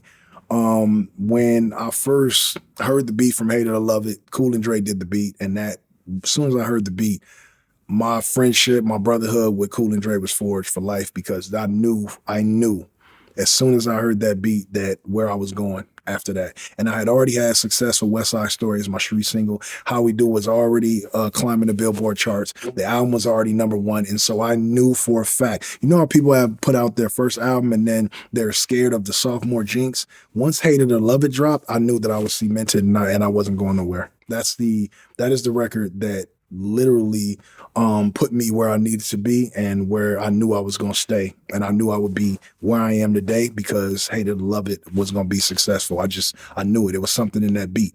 And before I got on it, before 50 got on it, Cool and Dre sat somewhere and they made it together. And that, I think, changed the course of everybody's lives. Well, then Dreams was the next one. Kanye. Featuring Kanye. I got Dreams off a beat CD Kanye gave me. He gave me this beat CD at this Nike Town party for Nelly. Nelly had a party at Nike Town, and me and Kanye ended up freestyle battling outside of the... You talked about this one on interviews. Yeah, outside he of actually Nike beat you. Town. He beat me. It's good, though. It's all good. He wouldn't last today. It's okay to be beaten by Kanye, you know what I mean? He wouldn't last today. But today, nah? Nah, today I fuck Kanye up in a freestyle battle. But, okay. And that's my brother. You know what I'm saying? So he's somewhere in Amin Jerry or somewhere, I don't know, putting up tents. He's in Saudi Arabia, right? Yeah. Well, that song is dedicated to Yetunde Price, which was the half-sister of Serena and Venus Williams. Yeah. Who got killed in Compton, I believe. Mm-hmm. Rest in peace. Yeah, rest in peace, man. It's been a long time. And then the last single off that album was Put You on a Game, which was Timbaland? Yeah. Timbaland, man. I went to, again, all these experiences. See, this is back when hip hop was like 100% authentic. I went to Miami to Hit Factory and we recorded with Timbaland. When I did a song with Eminem, I went to Detroit. We recorded, that. When I did songs with 50, I went to Connecticut, went to New York, and we recorded those songs. So it's just like, that's when it was like, I don't know, man. It felt different. And that's why the hits were the hits and they had feeling because those songs were recorded, in studio with people in the essence of like what was going on, man. So that's why they had a lot of success. These days, I don't know, with all this, emailing, verses and all that shit, this is why songs are, in and out. So. Now, I remember talking to, what was the name of the A&R at Aftermath? Angelo Sanders. There we go. And I remember he said like the original version of the documentary, 50 was on basically just too many songs. And I remember the original version, I think, of Where I'm From had 50 on the hook and they put Nate Dogg instead. No, Nate Dogg was always on Where I'm From. 50 was on, I think 50 ended up being on how many songs? 3? No, Special. 4? I think, wait, Special, I think. Oh, 50 was on the original hook. A Special, Yeah, they took him off and put Nate Dogg because they didn't want it to be a collab album, essentially. Right. They wanted it to be a game album. Right. No, 50 was on the hook to Special because he wrote the hook for Special. Right. And we just put, he was, I was good with it. 50 was good with it because I think at that point he was only on 4 songs. But I think Jimmy Iovine was like, we want Game to stand alone, and I think the 50's on too many songs, so let's just put Nate Dogg on another record. And so we put Nate Dogg on that. Okay. And that album, did it go multi-platinum? The documentary? Documentary. Man, I don't fucking know. At this point, man, the documentary is just so platinum that it just, who gives a fuck if it's 1 or 2 or 10? I don't keep up with this shit. And this became your biggest album to date. I guess if you know. Numbers wise. Yeah, numbers wise. Now, around that time, you started beefing with rappers. Was it Memphis Bleak? Was that one of the first ones to? That was one of the first ones. I think I was just picking on niggas at some point in my career because it's like, you know, like I said, when I grew up, I was the first nigga in my hood to have the life and times of Sean, you know, S. Carter, and I put niggas on Reasonable Doubt. I was a nigga in a dope spot playing that when niggas didn't know who Jay-Z was, you know what I'm saying? So I always felt like Bleak was in my way. He was in my spot, you know what I'm saying? Was it because his label was called Get Low Records and JT's thing was called Get Low? There you go. Kind of a petty beef, but you know. I mean, I inherited that beef from JT, and that's how I was though. If I was fucking with you, then I was down for whatever. Yeah. So yeah, man. So I think I picked the beef with him, picked the beef with Joe Buttons out of nowhere. I was just fucking didn't give a fuck about nobody, man. Right. I was just picking fights, man.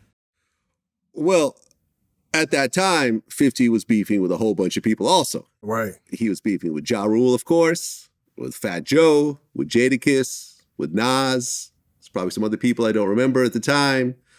And what exactly happened? Because I guess you do a Hot 97 interview and you said that you don't have any issues with Fat Joe or Jadakiss and you actually want to do a song with Nas? Well, the truth was, as I grew up, you know, I came up in my teenage years on Nas.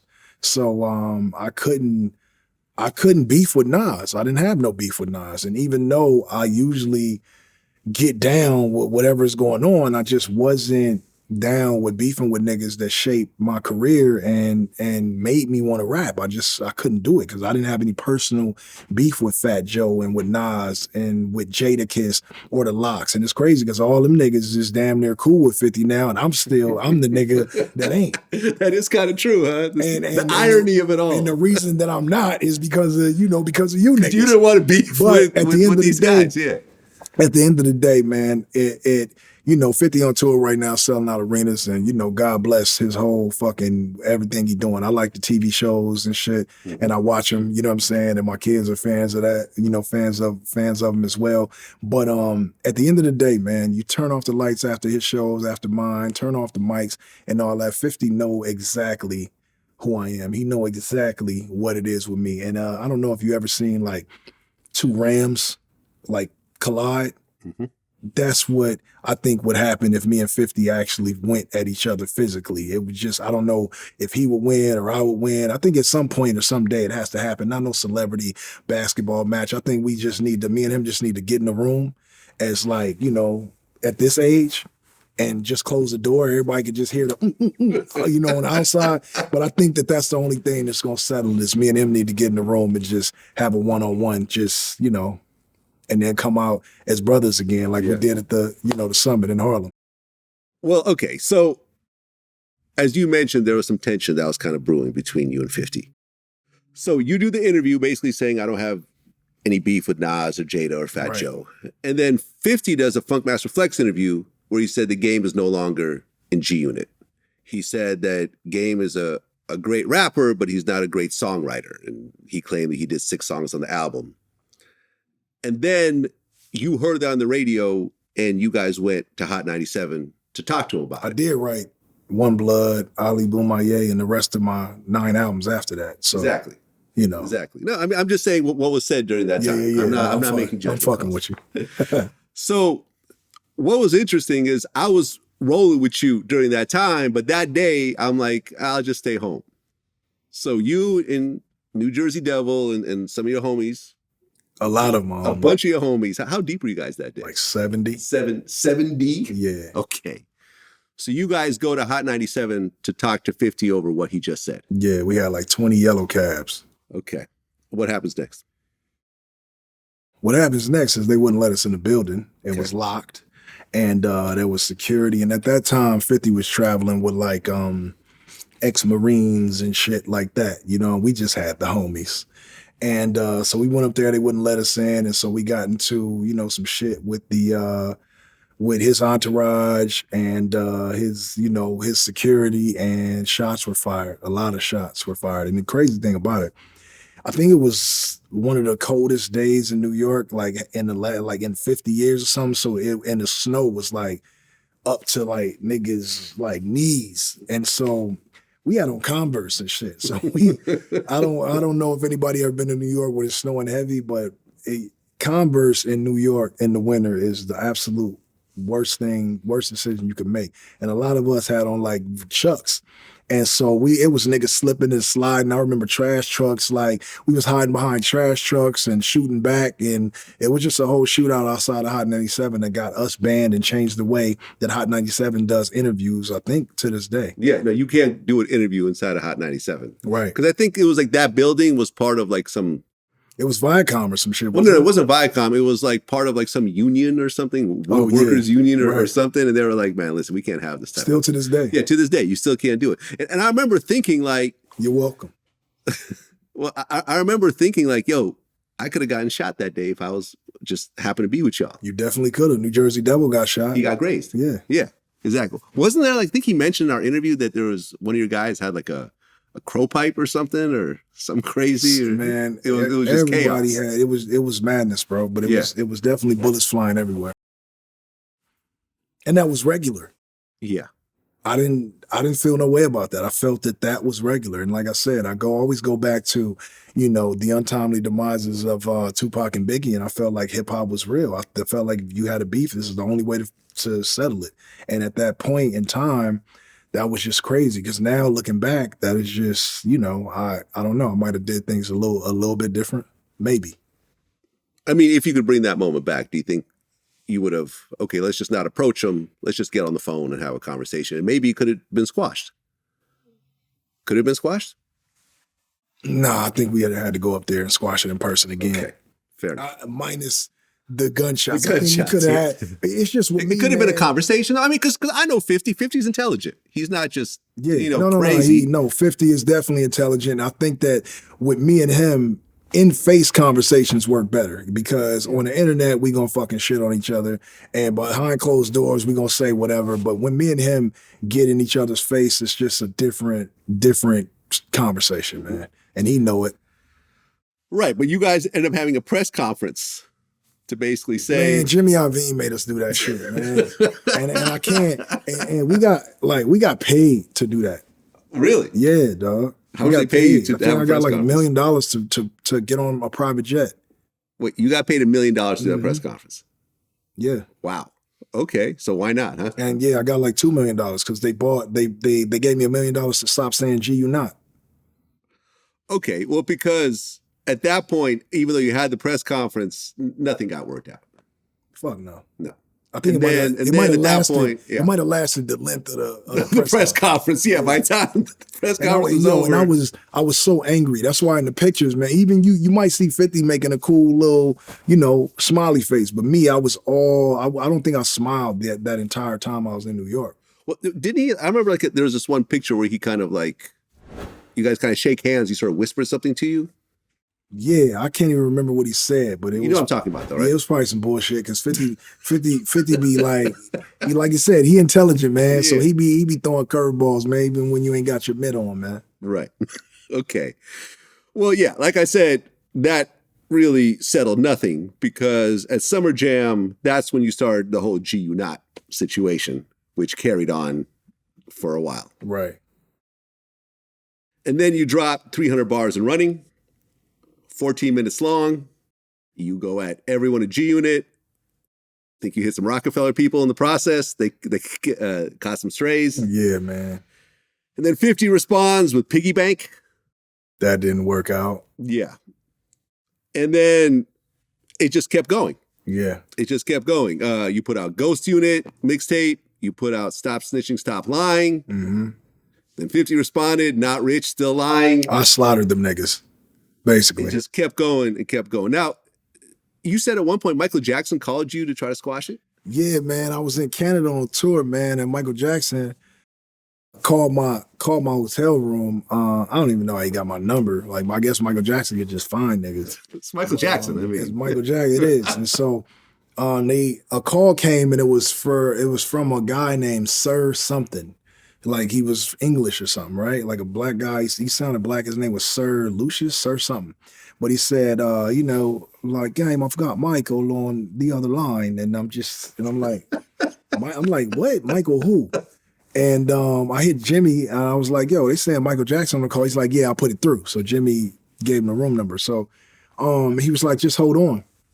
And I remember they put me on hold and I just heard, do you remember the time? Like, it was like, you know how you get put on hold and like music started playing? Oh, that was the whole music? Yes. It was all Michael shit. You know what I'm saying? But I was on hold waiting for Michael for like 30 minutes. So, I mean, I heard like Human Nature. I heard I'm Bad, Thriller, all this shit was playing while I'm on hold. So then, you know, you got a way that you expect to hear Michael Jackson be, right? Like you expect Mike to be like, hey, you know, like he talks when you see him talk on TV. But it wasn't like that, bro. He has a deep voice. He had a deep talk to him. But his voice was deep as fuck. Yeah. But you could still tell it was Michael Jackson. But he was just like, you know, hey. And I was just like, damn, where's the, you know, you got that. But I ain't getting none of that. I just got like, hey. And but I could tell it was Mike.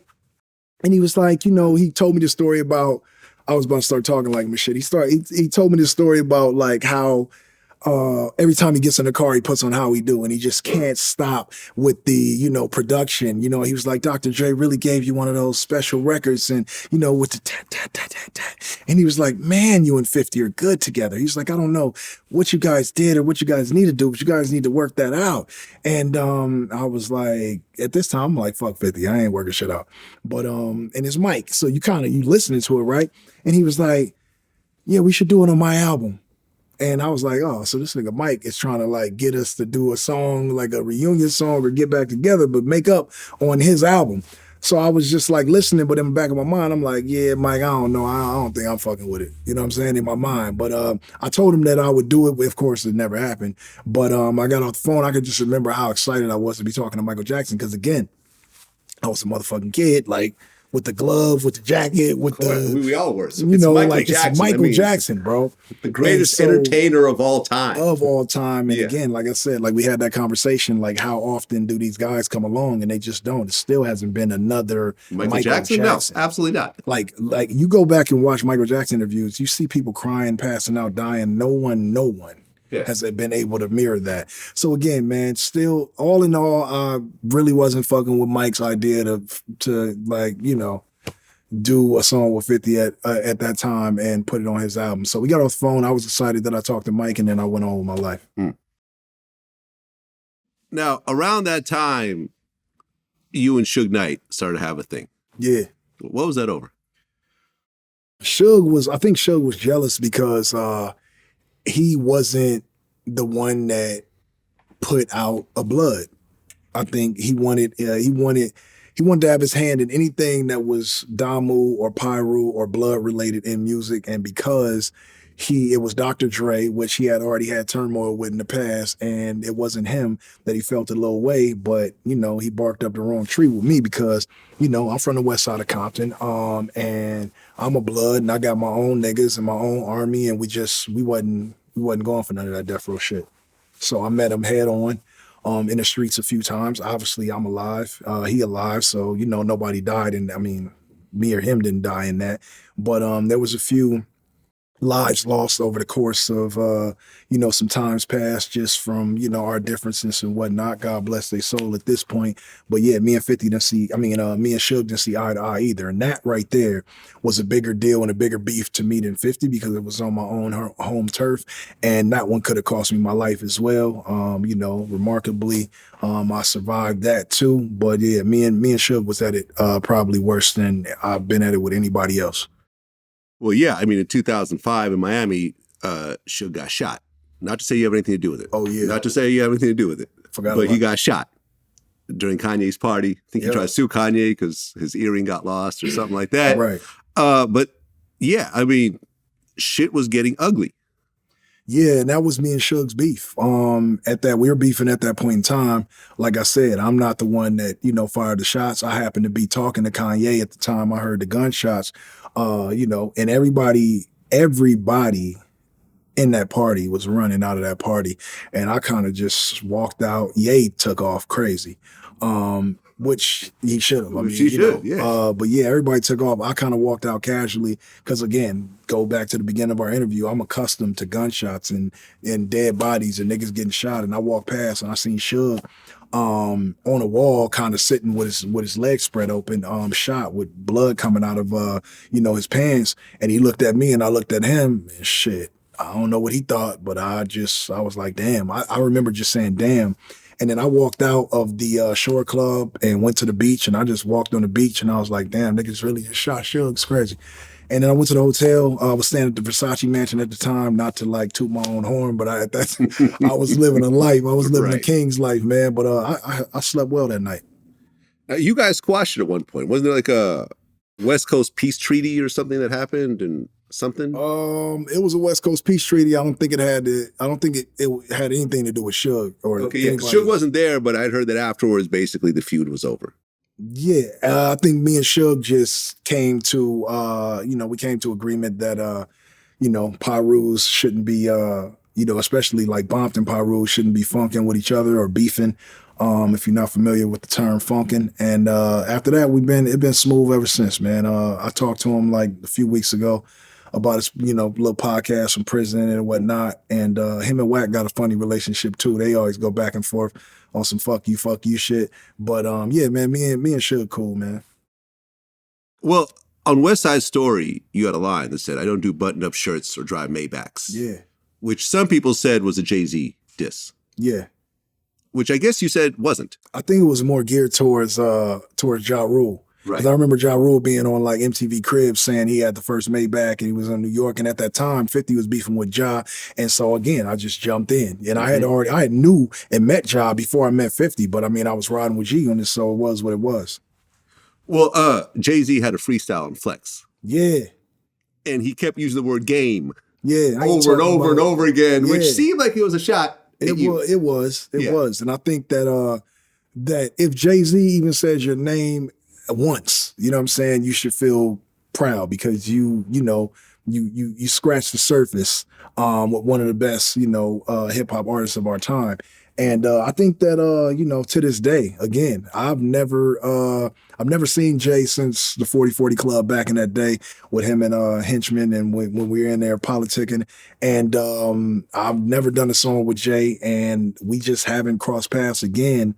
Maybe my Rock Nation brunch, maybe my invite get lost in emails. Right. Maybe, you know what? Maybe it's in the spam. It's in the spam folder. I'm sure that's what it is. Yeah. Hove know what it is. I think that at this point, I think he has a lot of respect for me. We got mutual friends, Pharrell and Busta and Swizz. I think he has a lot of respect for me. I definitely got a lot of respect for him. It was never really no malice. It was more a hip hop thing. He was the top dog, and I tend to do that. Even on my last album with, throwing shots at Eminem and beefing with Eminem, it was just me being upset with Dr. Dre. Dr. Dre can't out-rap me, so I just went at M just because that's just how I get sometimes. But it's always competitive. It ain't like I'm gonna see M and be like, what's up now? You know what I'm saying? It's M. You know what I'm saying? And then M took his shots on a record that dropped. Yep. And M is a funny guy.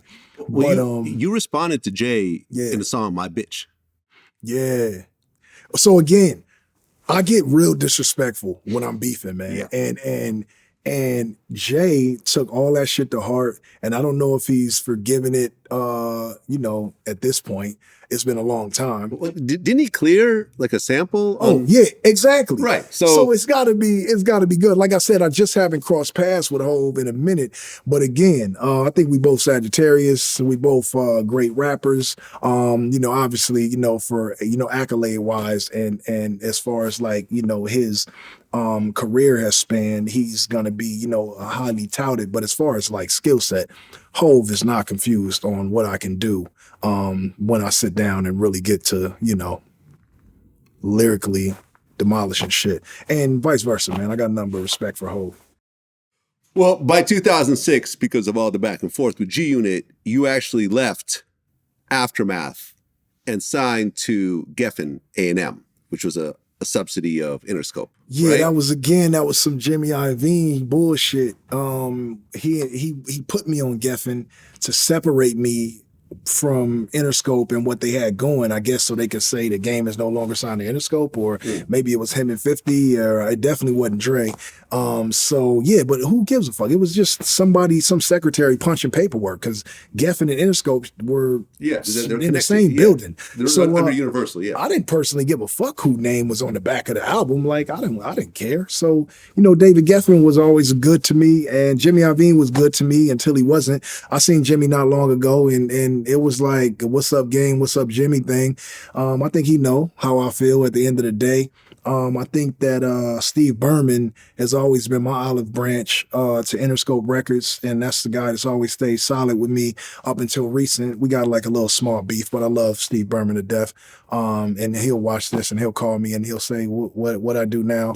And you know, but I'm glad it's on Vlad. Like, again, I'm glad that I'm doing the interview with you. I had told Wack I knew you was gonna be thorough, and I knew it was gonna be a Vlad interview, which is a reason why I don't do a lot of interviews these days. I don't got time for the cookie cutter shit. If I feel disrespected, you know, maybe the camera equipment goes with me and shit like that. But so I really just don't do a lot of interviews. I like to stay in my little, you know, in my little place and just do me and parent and do what I do.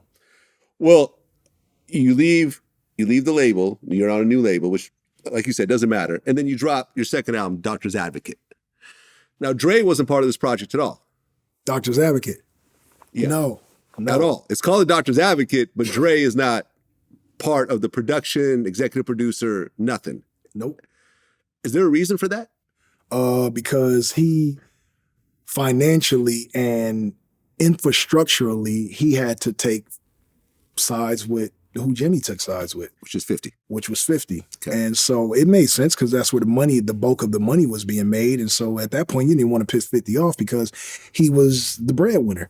So yeah, everybody chose sides, but I did the Doctor's Advocate, and no one thought it was coming out. They thought I was done, until one night in New York when I recorded One Blood, and I went to Funk Flex, and I went to Clue, and I went to K Slay, and I went to Angie, and I went to every club. I linked up with Jim Jones. He took me to Harlem. We dropped it off in every club. I walked in every club. I bought bottles in every club, and I made One Blood crush shit. It was an event. So by the time I got back to the West Coast, they were begging me to finish the album.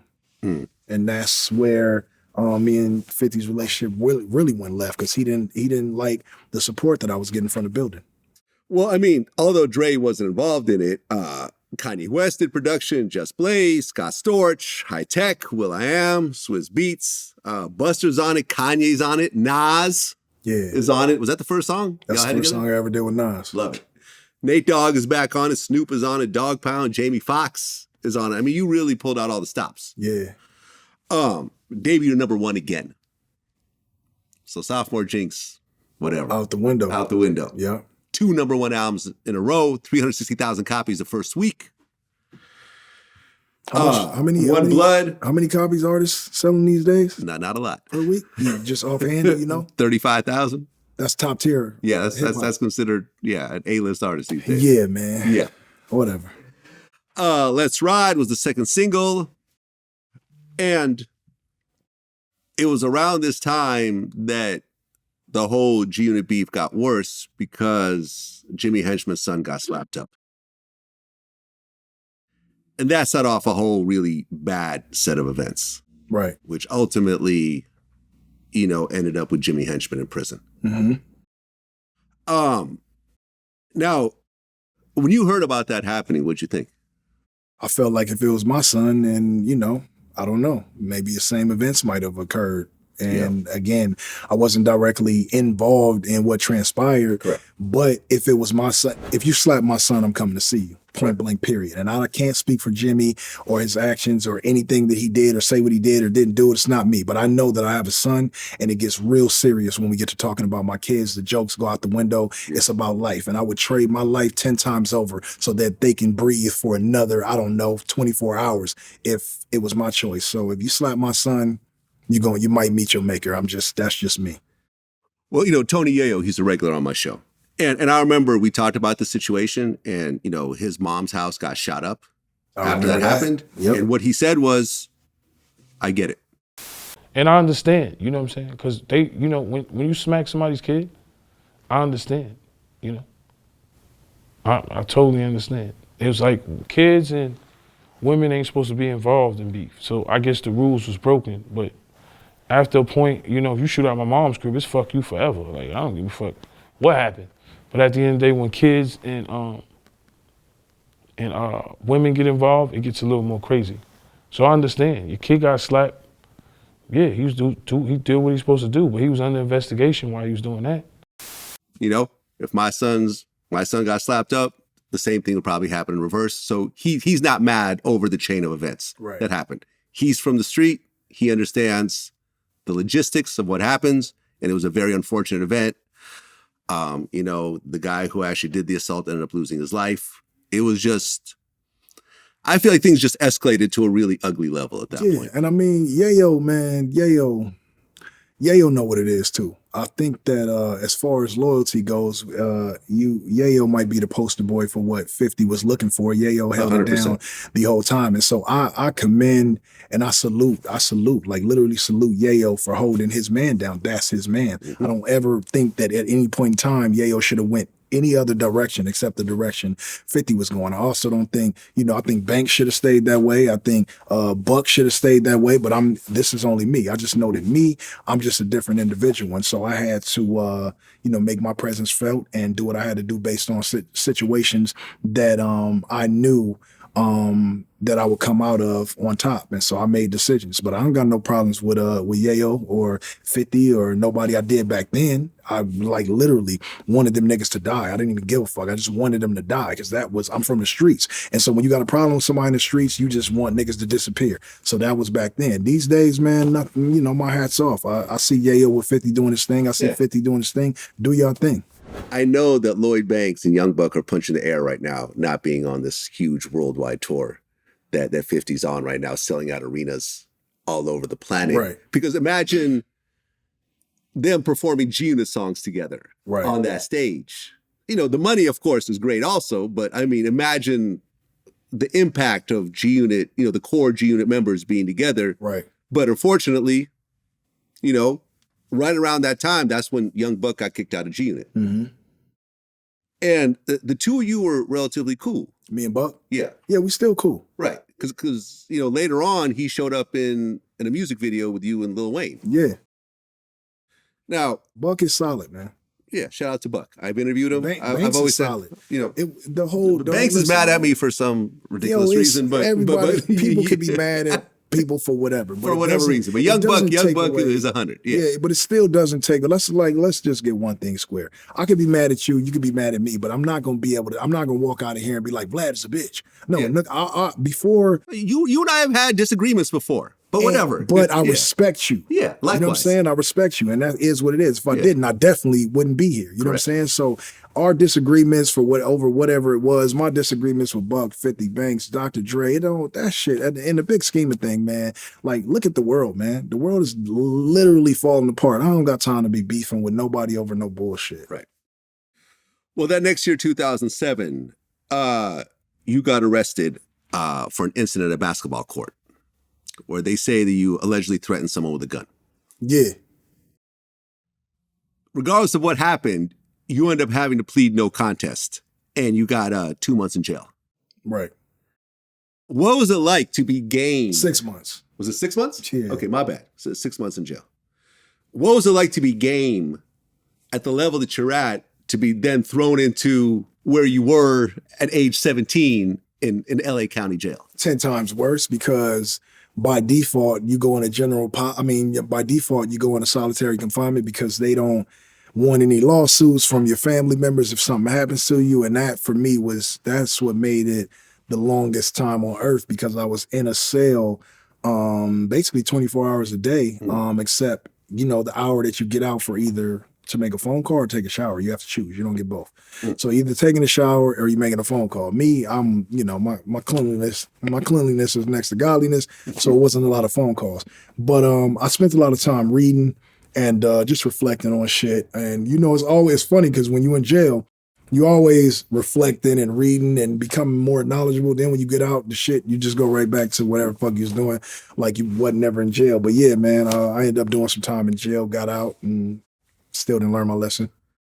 Right. Well, that next year, 2008, you dropped your third album, LAX.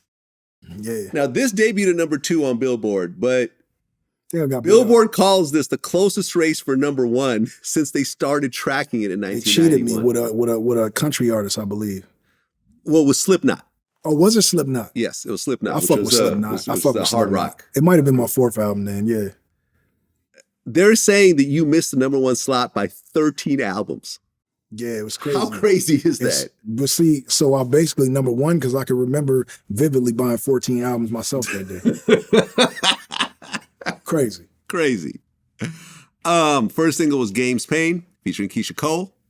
Second single was Dope Boys with Travis Barker. And now the video, I guess, was too crazy for MTV to play it. Dope Boys? Yeah. Yeah, it has some coke in it. Okay. Then the third single I had mentioned before was My Life with Lil Wayne. Yeah. And then Young Buck shows up. Mm-hmm. Did you know the type of chaos that was going to happen for Young Buck to show up in a Game music video, considering the history? I wasn't really thinking about that because, like I said, Young Buck was solid, and me and him always retained our camaraderie through whatever me and 50 was going through. But that's just what happens when you real. It's kind of like when I didn't want to go at Nas and Joe and Kiss, and not to go too far off subject, but I got next time I talk to Joe, I got to ask him like I went to bat with you and got kicked out of a whole group, and now you and 50 cool, nigga. Nah, but Joe is my guy. But yeah, man, Buck showed up, and like I said, it was always love, and it's always gonna be love, man. So I didn't know that if I would have thought about it, I would have knew that 50 wasn't gonna take that well. 50 got a way that he wants shit to go, and when it don't go that way, he gets to throwing his building blocks and kicking over his little, Legos. So, Well, 2009, you start working on your next album, the Red Album. Yeah. And I remember leading up to it, Snoop had actually posted a picture of you and Dre, I guess with Snoop together in the studio. Uh-huh. So you actually worked it out with Dre at that point? Yeah, at that point. No, me and Dre, here's the thing, man. Just because Dre wasn't on the production side of, out of my second and third album, which I'm glad that he wasn't because I was able to show that I was a dominant force on my own. Mm-hmm. Doesn't mean that I didn't talk to Dre or, me and Dre wasn't, had the same relationship. Dre always told me, he was like, no matter what happens, no matter what is said in the media, me and you are always going to be the same as we were the last time we had an in-person conversation. So even still, with everything that, our little disconnect now or whatever it is, man, I still got nothing but love for Dr. Dre. It just is what it is. It's Dr. Dre in this game. And it's always going to be that. Right, because I think in 2010, you posted a picture where you're wearing a bunch of Aftermath chains, and you say, it's funny how things come full circle. Yeah. And I guess, didn't you say you're going back to Aftermath at that point? No, it was basically, that was my ode to Dre, just saying that, like, I'm always going to be Aftermath no matter what. And it's still to this day. Aftermath is Dr. Dre. Yeah. And so as long as it's a Dr. Dre, it's going to be an Aftermath. And even still, when it's not a Dr. Dre or, it's still going to be an Aftermath, or it's not an Aftermath, it's still going to be Dr. Dre. Same shit, man. It's just like one is the other, man. So when you think Aftermath, you can't think of anything but Dr. Dre. So. Well, then the next album comes out, the Red Album, debuted number 1 again. Yep. And we already established I got cheated out of my third album. So it's technically 4, you could say. You know what I'm saying? Yeah. Dr. Dre actually produced on this. Dr. Dre produced on it, 2 records, I believe, and he also did some narration for me on it. Right. Pharrell was also, Dre, Pharrell, and Mars from 1500 or Nothing were the executive producers. Mars and Lawrence, they like a package deal, so it's like kind of a cool and great thing. But West Coast, 1500 or Nothing, they got the Sound Academy, they doing great things. But yeah, it's always Mars and Rance. Right. Like you said, Dre showed up on it, Snoop showed up on it, Tyler, the Creator, showed up on it, Lil Wayne showed up on it, and Kendrick Lamar. Yeah. Now, was this one of his first, he already had his original album out. Right. but Good Kid, Mad City wasn't out yet. No. So this was like almost like, okay. His introduction to the world on a into world the mainstream stage. in a way. Yeah. Yep. And now look at him. How many Grammys does he have now? I don't, 1 million. How many do I have? But you've been nominated though. You've been nominated. I lost to Missy. And Missy just got inducted to the Hard Rock Hall of Fame. There you go. So Rock and Roll Hall of Fame. Hall of Fame. So yeah, again, man, I don't like. Here's the thing. When I don't win Grammys, I don't feel a way if somebody else wins it in my same genre, especially if it's like, Missy, man. Like Missy, I was listening to Missy when I was still in the 9th and 10th grade. And then when every time Kendrick wins a Grammy, I feel like I won a Grammy because I know the story and I was there to watch it all transpire. So it's just like when my little brother win, man, I win. We all win, really, because it's for the greater sense of like just music and our culture, Well, then the next album, Jesus Peace. And Dre worked on this as well. I got classic albums, man. Yep. This was number 6 on Billboard. I don't understand how or why. And you know what? Hey, when motherfuckers do this, it's up. But yeah, the reason why that album was number 6 and not number 1 is because Interscope half promoted it. And you can ask me why. Why? Because it was my last album. They knew you were on your way out. They knew I was going. Okay. They knew I was leaving. And the arms at Interscope were changing. Everything, the infrastructure was changing. Jimmy Iovine was ready to step down and go to Universal and all of this shit. And it just, the team, Kevin Black was no longer there. And so the team that works the machine was falling apart. The rotors, the screws was all coming loose. And so the promotion was down. But Jesus Peace is for sure one of my best albums. And it should have been number 1. And I don't even know who was 1 through 5, but that album was better than everything that dropped this year, hands down. No, it's a dope project. And the single off that was Celebration, which sampled First of the Month. Yeah. That's what's up. One of those classic, man. classic Thugs, man. Ruthless Records songs right there. Yeah, man. Yep. And then after that, you announced that you're leaving Interscope. And you dropped the mixtape Operation Kill Everything. And it was around this time that Birdman was saying that you had signed a Cash Money, or there was something about that? Me and Birdman, we always had this thing, like when I'm done with Interscope, he would like to put out an album on me. I talked to Birdman 2 weeks ago, and we talked about the same thing again. He was like, man, before you hang it up, man, we got to do a Game Cash Money album. And, I'm always down for it. I got a studio at the crib, and I'm at the top of my game still. My pen is what Big Boy always say, Game's pen is never lazy, man. So, Well, yeah, and you could say that Birdman, the greatest hip hop CEO of all time, because he's still doing music. The Puffies and everyone have kind of gone into other directions. Right. Dre Birdman, isn't really still, Birdman is still like, still signing artists, still putting shit out. Young Boy, he got Uzi. That's what I'm saying. Still the Nicki Minaj, Drake, and Wayne. That's what I'm saying. It's Birdman, man. Yeah, me and Birdman talk. We've been talking about doing an interview for a while now. We just have to get our schedules aligned. But I have the utmost respect for Birdman. And then that same year, Jimmy was arrested, and ultimately he got life plus 20. Yeah, I don't even understand life plus 20, but I understand it because, I'm thugging and I get it, right? I understand how the law works, but I mean, your life and adding 20 years on that is like for what? You know what I'm saying? Yeah, no, me and him did an interview because he was awaiting his appeal. And we did an interview, and I've never actually said this story on tape before, but fuck it, I'll let it out. So we did this interview, and he mentioned a couple of things about the case, right? I didn't think anything of it. Next day he called me. He's like, hey, listen, I talked to my lawyer. Can you take it down? And I'm like, yeah, sure, I got you. Took it down. 6 months later, the Justice Department called me. And they're like, yo, we need that interview. And I'm like, I'm not giving it to you. It's like, well, we're going to put you on stand. I'm like, well, I guess you have to speak to my lawyer then. So I paid $10,000, got my lawyer together, and my lawyer just fought it. Right. And ultimately, they weren't able to get the subpoena. And it would have set an interesting kind of precedent of how the press works, because their thing was like, well, you already put it out, so we should have access to it. And I'm like, well, no, I'm not, put it out or not, I'm not going to give you all access to it.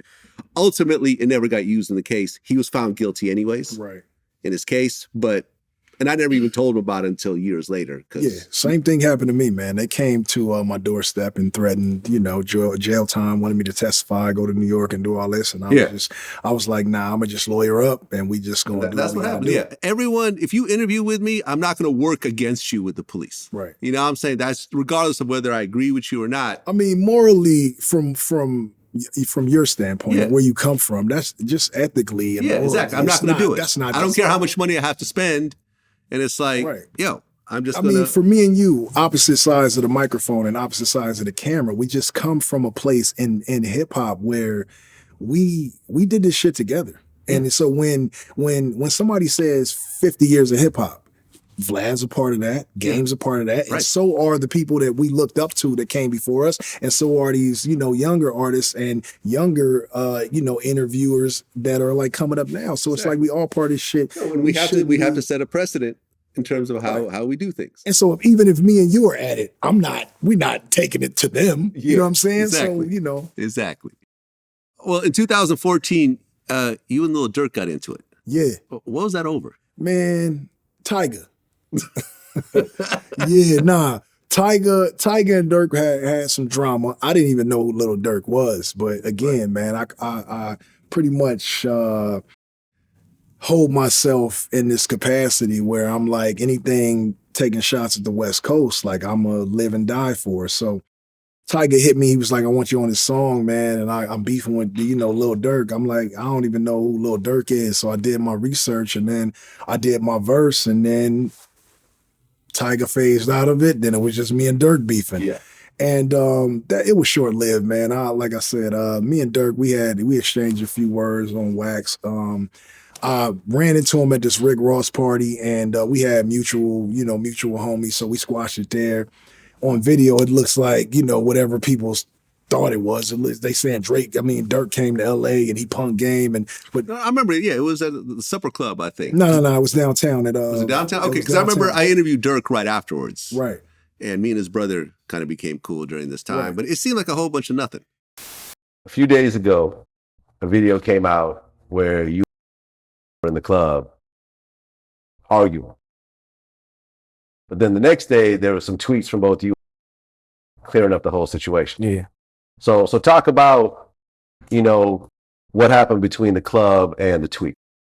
It was like, that's our first time seeing each other. That ass was, you know what I'm saying? He had his people had, so we just brought it to the middle of the club, called it a big ass scene.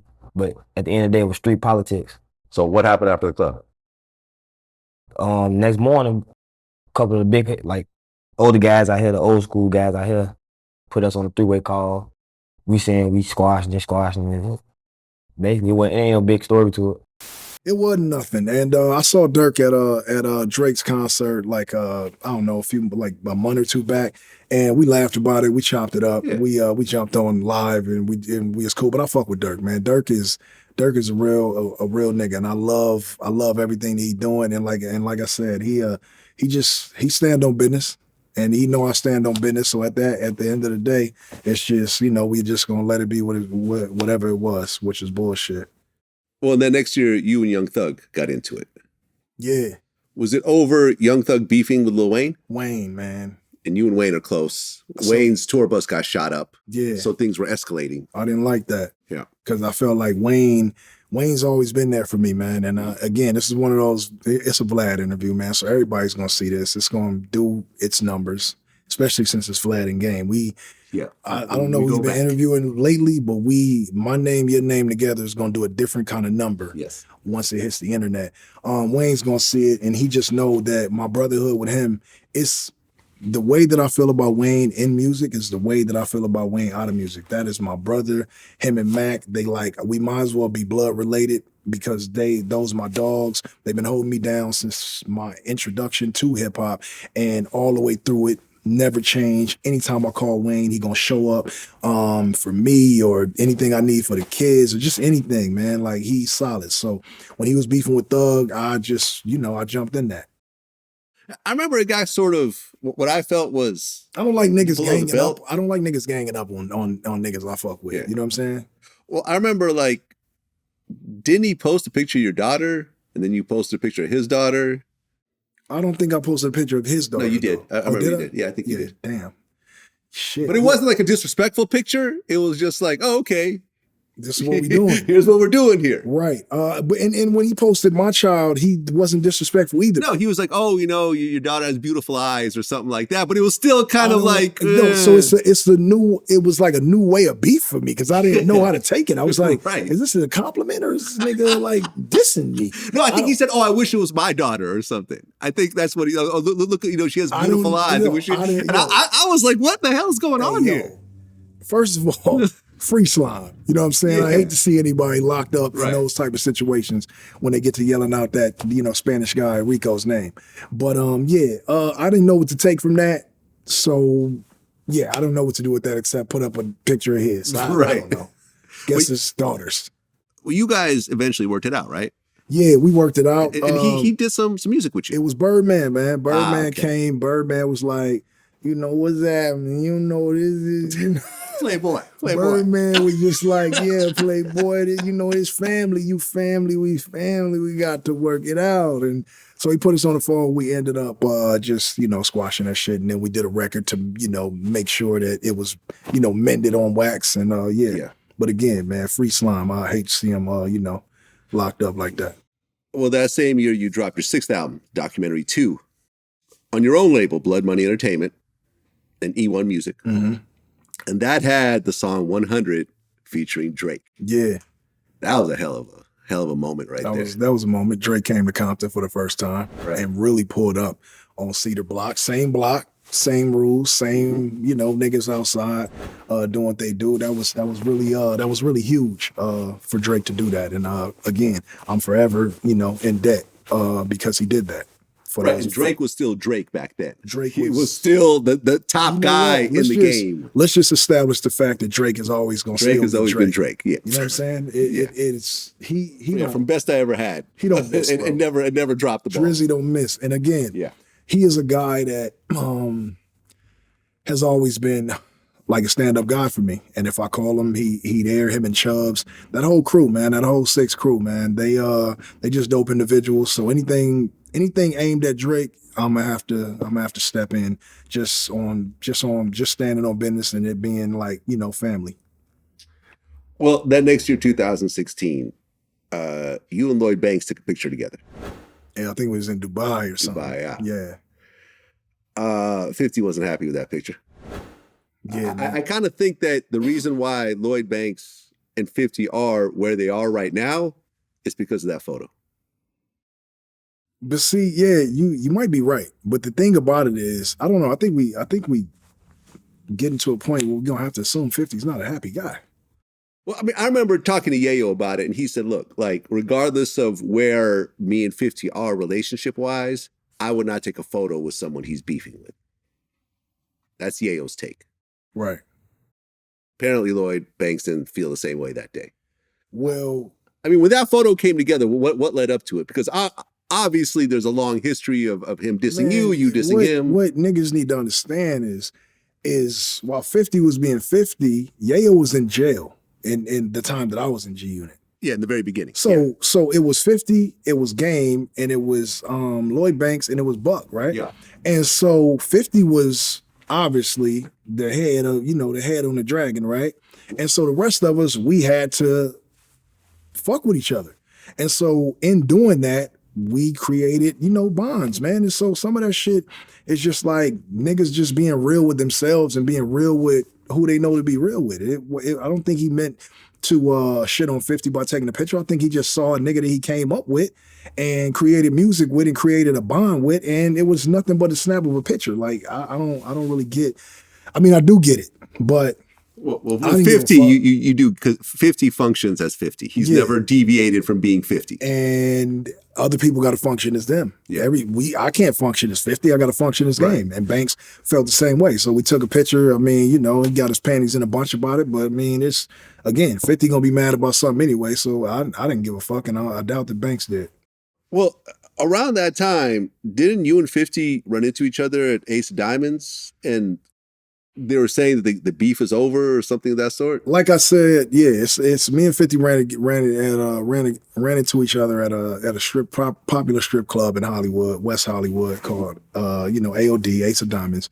And we didn't really run into each other. I knew that he would be there, so I pulled up. Because like I said, everything with me and 50 needs to happen face to face, whether it's going to be drama or whether it's going to be a conversation. So we go to the strip club, and we get in the strip club. He said, "Wack, I need to holler at him. Face to face, man to man." I had a relationship with Monster through my man $8. That was his head of security. Yeah. Yeah. $8 BP, that's my head of security in the whole New York region. So I walk up on Monster, said, "Monster, gang wanna holler at 50. He said, "Wack, how we gonna do that?" Like, we in the motherfucking strip club. I said, "Monster, listen, this is what we gonna do. Me and Game gonna come. Everybody else not gonna come. You stand behind Game, and I'm gonna stand behind 50 and let him talk."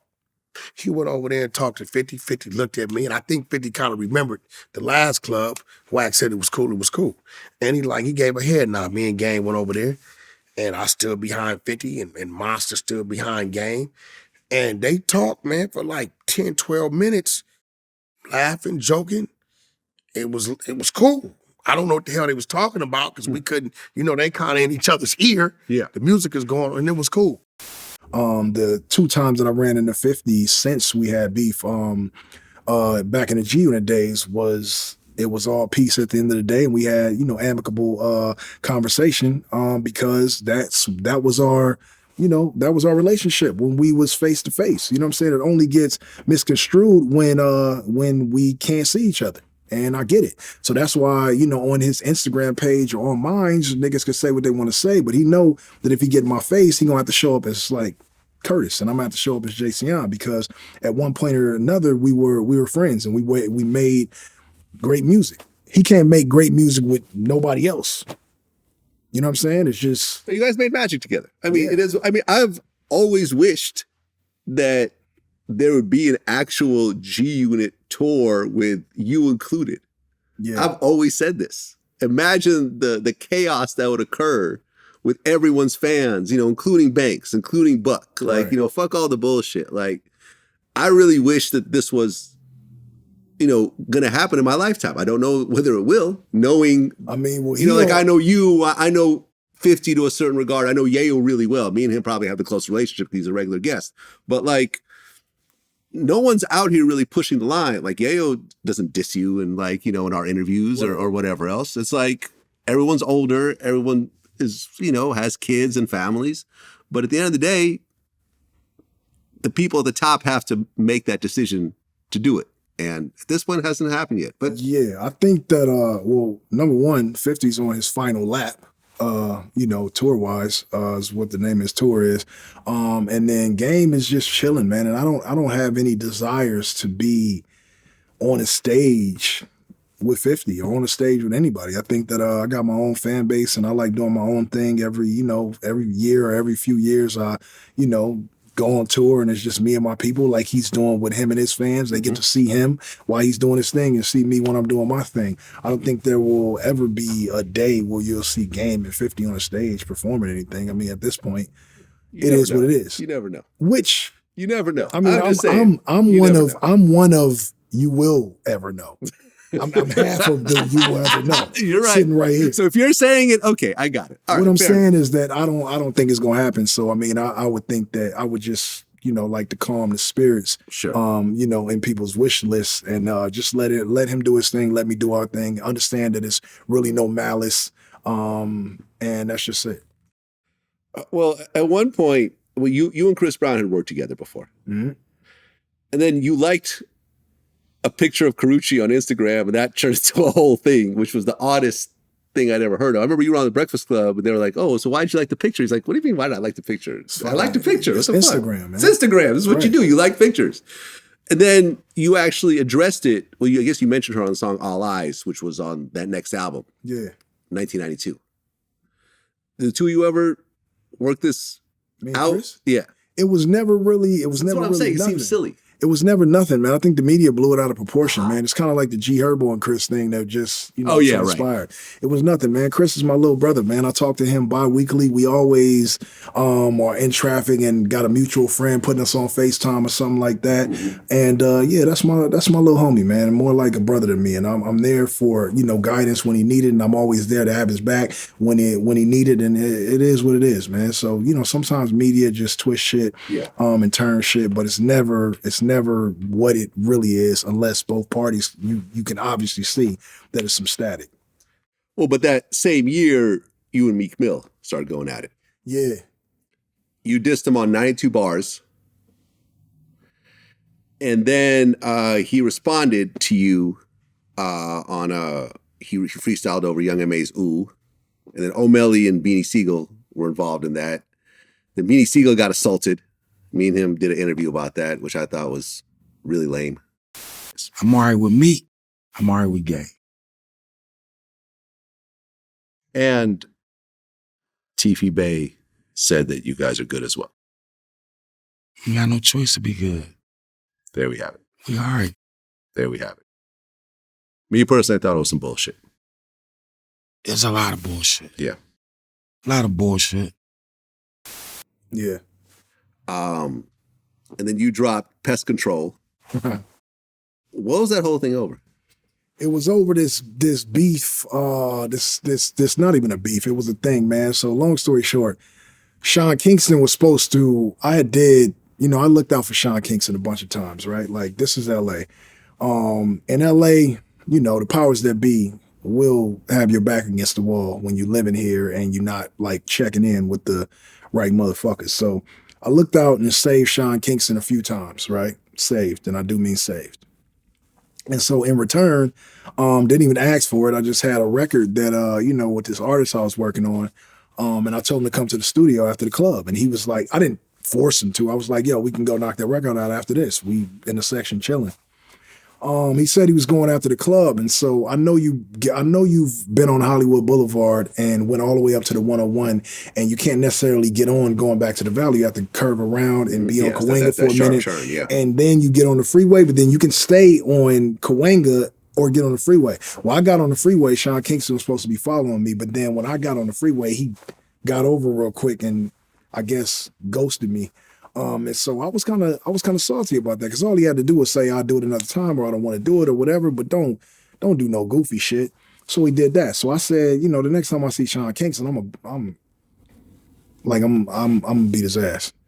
So I saw him and I was on the fence about it because we were in a club and it was the homies club, and I just was like, Meek was there, and I had went over to Meek and I had told Meek, I'm like, yo, man, I got some static with Sean. So you and your guys, like, if anything pop off, I don't know how it's gonna go. If anything pop off, y'all should just know what's up. You know what I'm saying? So Meek was like, good looking. This was Meek's first time, like, back in LA off papers. So I didn't want him in the middle of that shit because of his case. So I was just looking out, you know what I'm saying?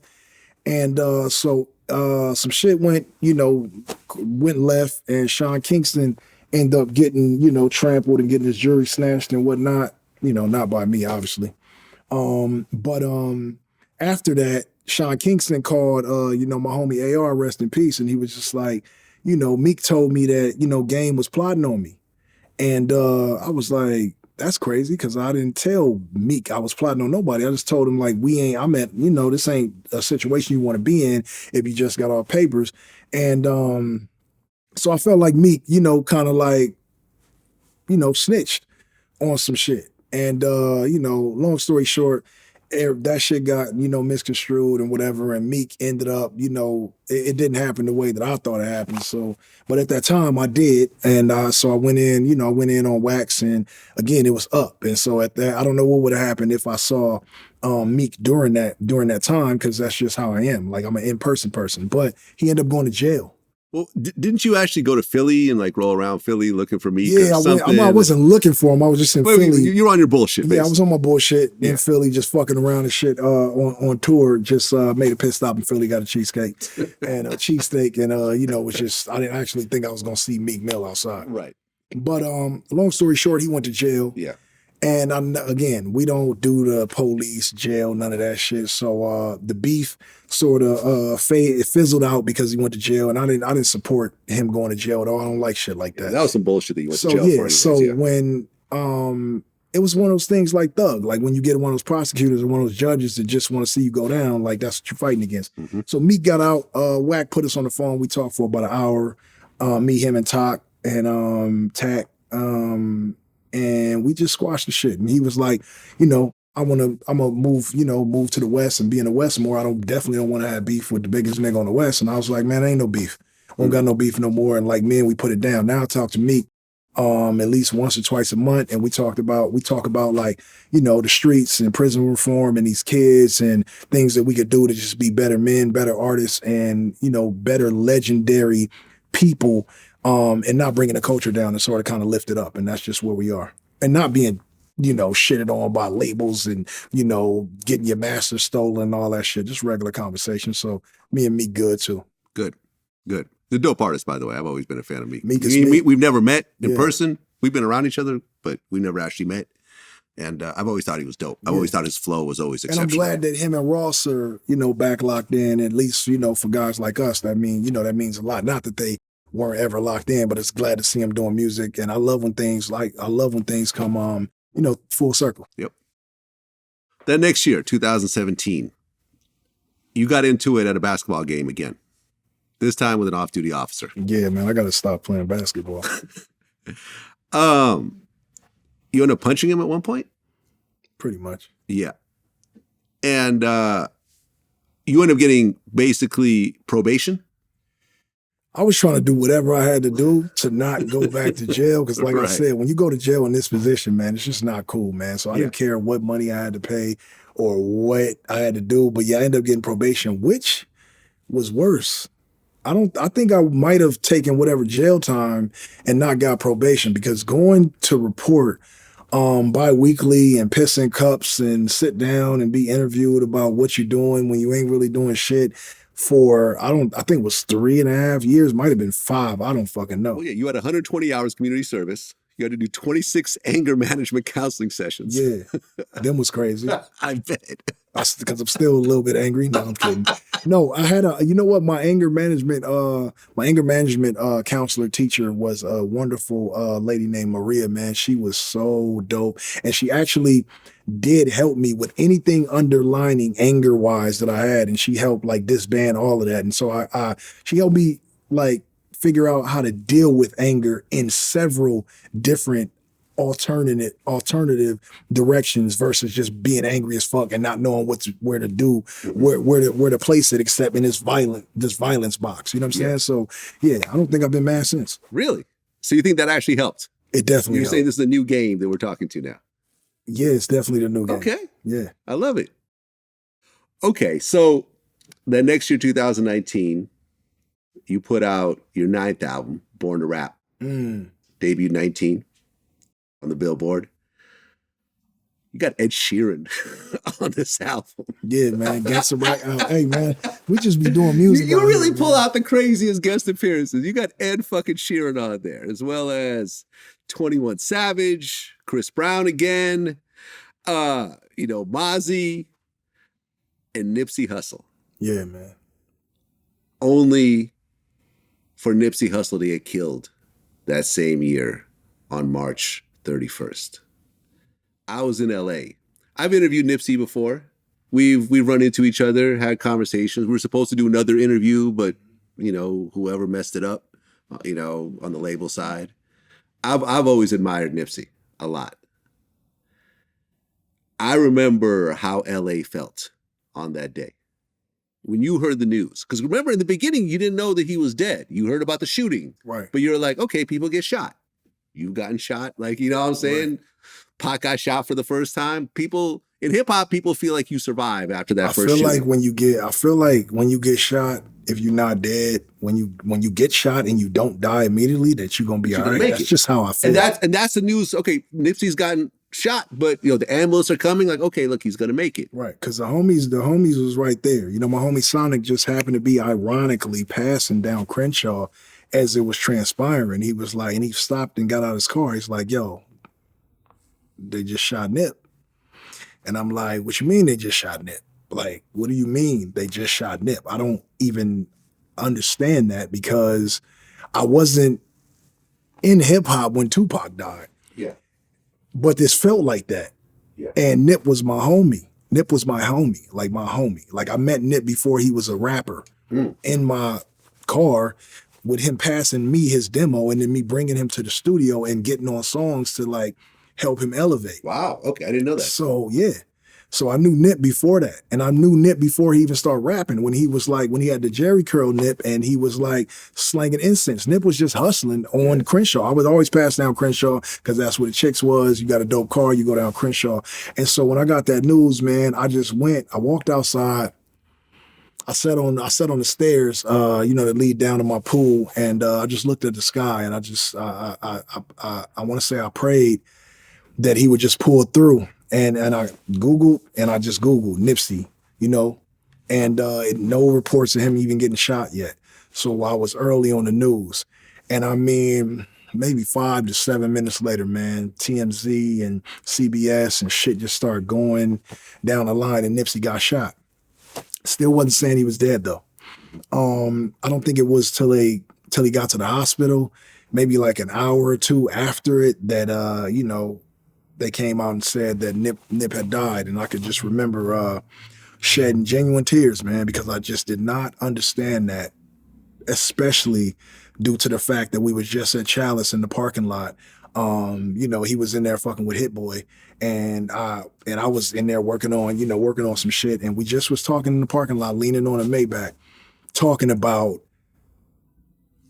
how to elevate from the shit that was like, that would render you helpless. And so for him to die in the manner that he did, in the hood that he came from, the way that he put on for that neighborhood and that city and how much he put into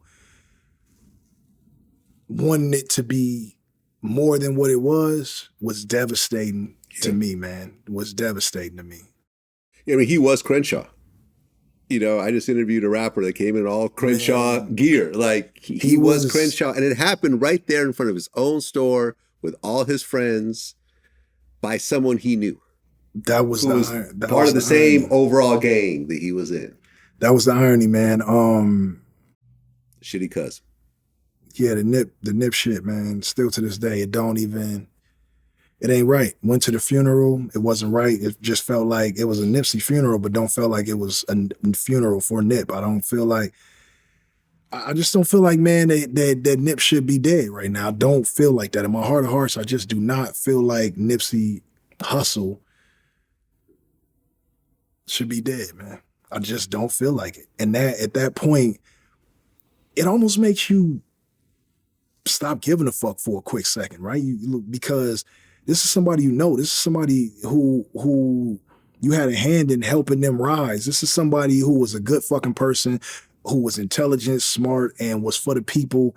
And it made me feel exactly like how maybe Snoop felt when Pac died. It made me feel exactly how somebody felt when Martin Luther King died. And people might see this interview and say, you comparing Nip to Martin Luther King? Yes, I am. There's a comparison to that. Yeah, in fact, Nip had a Malcolm X chain that he used to wear all the time. Yeah. And when you look at Nip from the beginning until, he died, the things that he was saying, the things that he was uncovering, the things that he was preaching about, the things that he would rap about, it was all elevation, not just for him, but for everybody that listened and everybody that was around him. So it does have a Malcolm X vibe to it. It does have a Martin Luther King reminiscent tone to it. It is like Tupac, and he should be respected and legendary and all of that shit. And I told Wack that when Wack, sometimes Wack be saying some shit and I be like, nah, man, this is my opinion. And we butt heads over shit. Right. You know what I'm saying? But it's like, Nip, I don't want to hear nobody talking down on what Nip was, his early demise, and because he only put out that one album that he wasn't gonna be this or gonna be that. You'd have to know Nip to know Nip, and that's just where I'm gonna leave it. That shit wasn't right. It ain't right. It don't feel right today with me sitting here. So yeah. The prolific tattoo on your face, you did that after Nip died? Yeah, for sure. He had the same thing, right? Yeah, I had to. And then don't you have a portrait of him? I got Nip right here on your chest. Yep. I mean, that just shows how important he was to you. He's a permanent part of you at this point. He was important to me. He was important to my children. He was important to LA, the world, as you see how, you know, huge of an impact his death was on the world. And he's definitely important to his family, his children, and he's still important. He's always going to be important, man. And that's just Nip. Yeah, I mean, I remember after he died, Kodak Black had made some comments about Lauren London. Yeah, saying he wants to go there, and you went off on that. And once again, you had, not to say you had anything to do with this, but later on when Kodak came to LA and he got shot, the word was it had something to do with those foul comments that he made about Nipsey. Like I said, I'm not saying you had anything to do with it. But again, man, this is what the streets were saying. I didn't like his remarks. I didn't like his remarks at all, and especially not with Nip not being here. I feel like if Nip was here, I don't know if he would have did that. And again, man, I got a lot of respect for Kodak, man. I got a lot of respect for Kodak. I could see through him. I know who's inside of Kodak. I know the kid that's inside of him, man. And he got a good heart, and he make good music, and he a good dude at heart, man. So again, I don't got no ill nothing towards Kodak. I like his music. I really appreciated him on Kendrick's album, and I seen him recently taking some, you know, hits online for, you know, how he may have looked or what he might have been on or whatever. But it seemed like he was intoxicated off something. Yeah, it may be, but his prerogative. But but regardless of his state, is his state. Right? Yeah. Not nobody else's. And I'm pretty sure at the end of the day, he appreciates the concern. But, you know, for me, man, let that man live his life the way he want to live it, man. We all out here trying to figure it out. Well, it was a rough year because right after Nipsey died, Kobe dies. And the number 8 tattoo over your eyes because of Kobe, right? Right. Did you know him at all? Yeah, I knew Kobe. Okay, man. so I don't know the relationship. Yeah, nah, it's all good. Nah, Kobe was on speed dial, man. And I would talk to Kobe every now and then, man. But just about like how you doing, how the kids doing, how the music, you getting, you know, new music. And he would always, it's true what they say that the mama mentality is a real thing. Because when you talk to Kobe, it's sort of like almost talking to like the Michael Jackson. It's Kobe, man. Yeah. Even though I knew Kobe from, you know, early on in my career, this is 20 years ago. So Kobe was still the young Kobe. Like I knew the fro Kobe and, you know, all of that. You know what I'm saying? So it's just like I was in LA trying to get on and Kobe was like doing his thing. And even before I really got into rap, I met Kobe. So it's just like when I got into rap, Kobe was like, hella supportive of my albums, and he would always play them. They would always play higher when he scored, and whenever Kobe scored in the Staples Center, they would play higher. Okay. And he would always hit me and let me know how motivating my albums were for his workouts and shit like that. And I think one time somebody like tried to call me on some shit and say that what I was saying wasn't what was said, and then Kobe tweeted like it's facts. You know what I'm saying? But yeah, man, I was driving home from the studio. It was foggy as shit that morning because I couldn't even see on the freeway. So one of my homies hit me. He was like, "You heard about Kobe?" I'm not thinking that they're even talking about Kobe, and I don't even know another Kobe. But I'm like, "What do you mean? Like, you know, what's up?" And he was like, "Yeah, I think Kobe died." And I'm like, it's one of those things where I pulled the fucking car over I got off the 101 and I pulled over in front and parked at the 7-Eleven and I sat there. Again, you know what I did? I went straight to the internet. I Googled. Nobody was saying nothing. And I waited again, another 5 minutes, and then boom, TMZ. And it started going around. And I can remember shedding real tears again. I just couldn't believe it. That shit was surreal because it was Kobe, fucking Bryant. And again, this is another guy that you for sure thought would just be, I don't know, as old as Bill Russell when you see him at Laker games 30, 40 years from now. And yeah, man. I mean, I was living, you know, where I was living in Calabasas at the time was literally down the street from where the crash happened. So we went down there and we hung out with the fans as far as we could walk and just had a moment, you know. And, you know, recently I interviewed Joe Smith, who played with Kobe and LeBron and Kevin Durant and Allen Iverson and Kevin Garnett. And he said that Kobe's hunger was just different. I think he had a different hunger.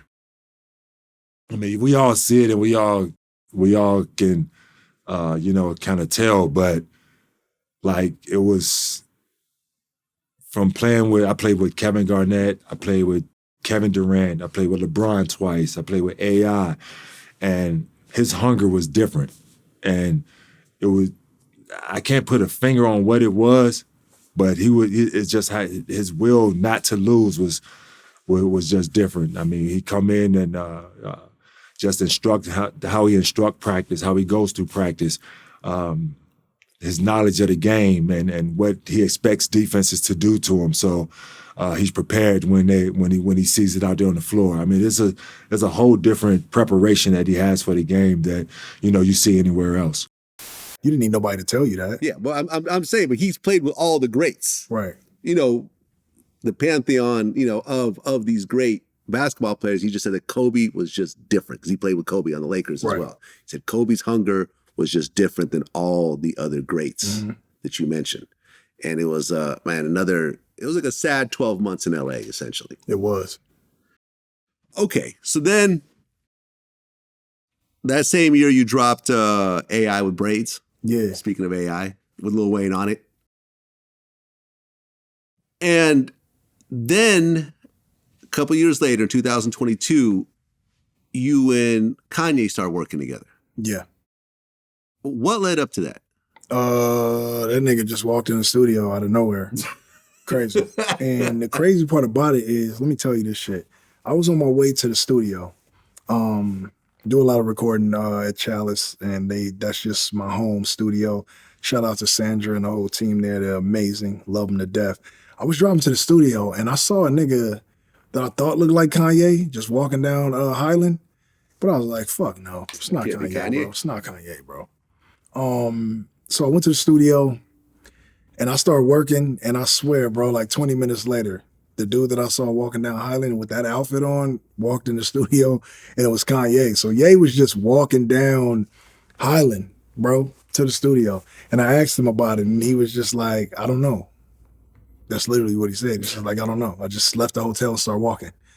And he was like, he put the studio in his navigation. But you ever put the something in your navigation that gives you the walking directions, but you never fucking use the walking directions, right? Right. He actually walked. He walked. He used the walking directions in the maps, bro. I see the little man, but I'm never actually gonna walk, even if it's, you know. But yeah, Ye, man, Ye is a special guy, man. So he walked to the studio. I just happened to be playing Easy, and he was like, I want to get on this. And so we wrote him a verse, and he got on. That was the Easy song, which samples Easy Does It. Mm-hmm. But again, it goes back to Tamika Clarence stuff. Like, you know, she's always, even though I never met her personally, like, I love her for the things that she's done. And, you know, after Eric's passing. Right, because that led up to your 11th album, Drillmatic, Heart vs. Mind, which was executive produced by Hit Boy and Kanye West. Yeah. Chloe Bailey shows up on it, A$AP Rocky, Meek Mill shows up on it, Big Sean, YG. Now, what happened to the NBA Youngboy feature? I think NBA Youngboy tried to, like, I've never paid for a feature in my whole career. I mean, I'm game. I've never paid for a feature. Have you ever charged people for features? I think I've get paid for features, but it's never been like in hip hop. It's probably been like some, you know, overseas artists or, you know, some label stuff. Yeah. I'm never charging nobody that I'm a fan of or that I have like worked with or nobody that's in hip hop. You know what I'm saying? So, I think they came back and they wanted like 200 or 300,000 or something. I read 150,000. Oh shit! Still a lot of money. If it's 150, it might as well be 300. You know what I'm saying? But instantly, I was like, yeah, just take it off the album. I'm not paying that. And I don't know if it was him because I talked to Youngboy on the phone before we did the record, and it was, you know, he was cool. And also, Youngboy came to LA a few times, and you know, he was one time he was uncomfortable, and you know, I sent Squadron over there to hold him down and make sure he was good, and you know, extract. And it was all good. He was thankful for that. And he displayed his gratitude when he came to the studio with Kevin Gates one time, came to my studio, and it was all good. So I thought it was all good. So I don't know if it was him or his management or whatever, but it ain't no nothing. I don't feel no way about it. At the end of the day, You got to realize shit is business. He has children, A lot of children. more than me. Way So more than yeah, you. maybe what he charges, what he charge, and that's what he get. And yeah, he should charge what he feels like he should charge. I'm just not paying for that shit. So again, no animosity about that. Well, that album also had the Black Slim Shady, Yeah, man. where you dissed Eminem for 10 minutes, Yeah. and then he responded. He responded. Our game can always get him to respond, man. It Right. must, it must strike chords, man. And then when you did Drink Champs, you said Kanye did more for me in 2 weeks than Dre did throughout my entire career. Right. Do you feel that's a fair statement? I feel like I was on Drink Champs, and you should just understand that the You were first word in Drink Champs is drink. You were drinking. I was drinking, but at the end of the day, I feel like at that time, man, Ye was doing a lot for me that he didn't necessarily have to do. And Ye has always been there for me, and always had my back. And what I can say about Dre is Dre ain't always had my back. And for good reason. Like Dre has to protect the interests of Dr. Dre. Mm-hmm. And there's times when Ye had to protect the interests of Ye, but he just didn't give a fuck. He'd rather just go to bat for me. So basically that was just, the premise of what I was saying. I was just speaking my truth. It was my truth because I got to protect the interests of game. And so it was how I felt. I'm pretty sure that when Dre heard it, he didn't feel slighted. He knew where it was coming from because I talked to him, I don't know, every so often. So it wasn't like I just was picking on Dre. He understood. He should have, and I know that he understood where that came from when I said it. And if I saw Dr. Dre today, I don't think that he would feel a way about what I said today. I feel like he would understand and he knows where it came from and that we would just, give each other that dap and that hug and shit would just go on. But that's my relationship with Dr. Dre. I don't give a fuck about what nobody on the internet who don't know either one of us feel. I really don't. And you're not me. You're not walking in my Air Force Ones and you don't have a relationship with Dr. Dre that you wish you did, but you just can't be me. So I got to speak for me and I'm going to speak my truth no matter who it affects. I'm going to say what I got to say. So there was rumors that there was a part of the Kim K Ray J sex tape that was still unreleased. And Wack, got on the internet and said, oh, I gave Kanye back these unreleased tapes. Right. And since Wack is your manager, people felt like, okay, Kanye jumping on the song with you and executive producing your album was sort of like a thank you back to Wack. What? You see what I'm saying? Man, Wack don't rap, man. Yeah, but he manages you. Yeah, but like Wack is more like my brother. Like I'm like at the crib. If I need to record, I need to record. Like Wack manages things that need to be managed when it's time to manage shit. It's not like an artist manager type of thing. It's like that's my brother. It's like I can manage myself. Right. Wack can manage himself. Wack manages to fuck shit up a lot too for himself. You know what I'm saying? So I don't think Wack should manage himself. Maybe I should manage Wack. You should manage Wack? But yeah, what I'm saying is that my relationship with Kanye has nothing to do with Wack. I knew Ye long before Wack. I knew before Wack even was ever cool with Ye. Me and Ye had our thing. So one had nothing to do with the other, man. Thanks for clearing that. This meeting happened because of Wack. By the way, Wack does. This interview happened. He me does and Wack manage didn't talk for 10 years. We got on the phone. It was like, all right, this is some 10-year-old bullshit. Who the fuck cares? Yeah. We got it worked out, and he's here right now. I don't even remember ever not being cool with you. No, it wasn't between me and you. Oh, it was between me and Wack. Oh yeah. You don't got nothing to be scared of, man. Exactly. Wack is a teddy bear. We all worked it out. And then because of the comments that you made about Dr. Dre, then 50 made a comment, and then that turned into a whole other thing yet again. Yeah.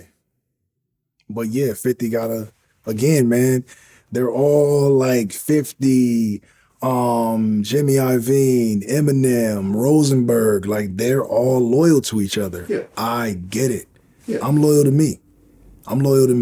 And that's just it. At the end of the day, everybody that is involved from Rosenberg to M to 50 to Dr. Dre, Everybody know where they slighted game, and everybody knows when I'm defending myself and where it's coming from. Nobody's blindsided by the shit that I do. The parties that are involved, they're not blindsided.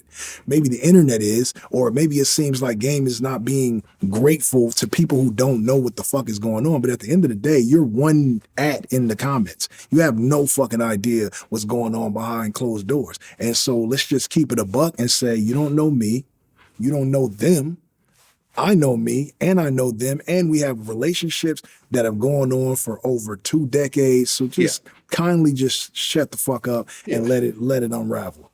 And there's literally, you could say, hundreds of millions of dollars that are at play in terms of all of these relationships. Right. When you start to add it all up together, there's hundreds of millions of dollars, right. if not probably bordering on the $1 billion mark. There's where my interests and their interests differ.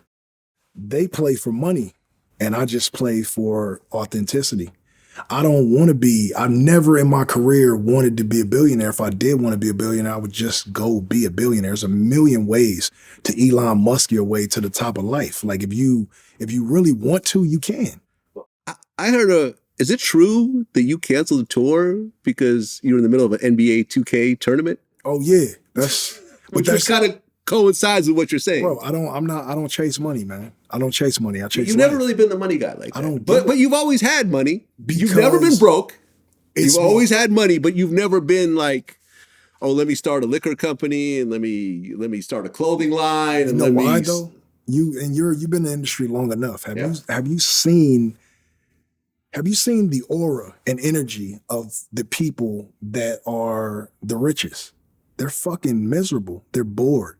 They jump off buildings. They commit suicide. There's always some. Jay seems pretty happy. Who? Jay-Z. That's one guy. How many billionaires are there though? In the world though? In the world, there's a handful. There's divorces. Their families is fucking up. Their daughters doing porn. Like that shit is not money. You know, it's like Biggie said it, man. Like more money, more problems. I understood it back then, and I really understand it now because it causes division in family, friendships. It fucks up everything. So if that's your focal point, in some way, shape, or form, you're gonna end up fucking life. If you just chasing money, like before you know it, you fucking 80 years old, and guess what your money's doing? Well, speaking of money, the whole lawsuit situation that you got hit with, that still hasn't gotten worked out. Yeah, probably won't ever. Yeah. I'm broke. You're broke. Yeah, I don't have a dime. Yep. It's a borrowed shirt. Yeah. Borrowed glasses. All the cars are someone else's. Wave cap was on a dude at 7-Eleven. You live at someone else's home. Yeah, man. It just is what it is. Air Force Ones from the How We Do video. That's the same ones. Just wipe them down. They got the shoe cleaner in the middle of the mall, man. So that situation you don't think will ever get worked out? I don't know, man, but I don't care about that. Yeah. I don't wake up I don't think about that until somebody brings it up. I just know that you're not going to rob me. Well, from what I understand, the reason why that even happened was because you didn't show up to court. I had an orthodontic surgery, like where I couldn't show up. It wasn't a game. It was a real thing. And I was in Century City having an orthodontic surgery, and I just couldn't. It was an emergency surgery. I could not fly. And so because of that, the judge gave a judgment. A default judgment. Gave a default judgment, and it is what it is. It's not like I lost the case. And had I shown up to court, it would have been thrown out because it was completely, just utterly ludicrous, man. It was just like... Yeah, man, I hate the way the court system works in America. I honestly do. And I've been sued before, and I've had to settle for shit that I didn't do. You got to go get a lawyer, spend $10,000 just to be not guilty. I spent $75,000 just to settle. I'll spend millions. You know what I'm saying? I'll spend millions on lawyers, man. Yeah. I hate the way the legal system here works. Yeah. I absolutely hate it. Are you still upset that you weren't part of the Super Bowl? Nah, I don't think I would have been dope to see you there. I don't think I was upset. I think that I was just like, I was shocked a little bit because I had talked to Dre. I talked to Dre regular. Mm-hmm. And so I was shocked that it never crossed his mind to just have Game participate in the Super Bowl, being that the Rams were in the Super Bowl, being that it was an LA Super Bowl, and being that it was a Dr. Dre thing. Yeah. It wasn't until later I figured out that it was Rock Nation, like Jay-Z. Jay-Z put it together. Yeah, you're right. So Jay-Z put it together. And so wires got crossed somewhere. Or maybe they just did it the way that they fucking wanted to do it, and they didn't want to include game, and that's a pill that I should have swallowed a little bit better than I did. But I don't really swallow pills well to this day. Yeah, I mean, in retrospect, having you there instead of Mary J. Blige would have just logistically made more sense. No shot. This is not a shot at Mary J. Blige. I was about to say, man, don't shoot it until No. She has a hit song with Dr. Dre, right? But she was never on Aftermath. He never like was doing her whole albums and everything else like that. I can understand how, okay, it's nice to have a female and everything else like that. But I'm saying, if you're really a hip hop purist and you look at what they're doing, which is really based on Dr. Dre, it was a homage to Dre and his legacy. It would have made more sense to have Game as opposed to Mary J. Blige. Right. That's my opinion. Like I said, no shot at Mary J. Blige. She's a legend. If it was me, I wouldn't have replaced Mary. You know what I'm saying? I just would have. I'm saying it. In addition, I would have just had Game. It only makes sense. Because they had Kendrick there. You can't just say, "Oh, this is just older artists," because Kendrick is younger than you. I've done a lot for this. I've done a lot for the city. I've done a lot for the culture. I've done a lot for LA rap.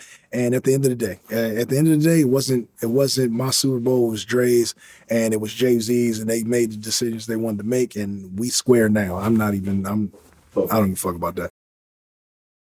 Last question. Tupac was a very pivotal figure in both of our lives. Right. The mixtape that put me in the hip hop game was the Tupac Rap Phenomenon mixtape.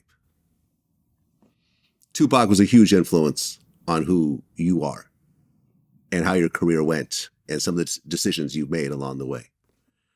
How do you feel now that Keefe D has been arrested for his involvement in the Tupac murder? I feel like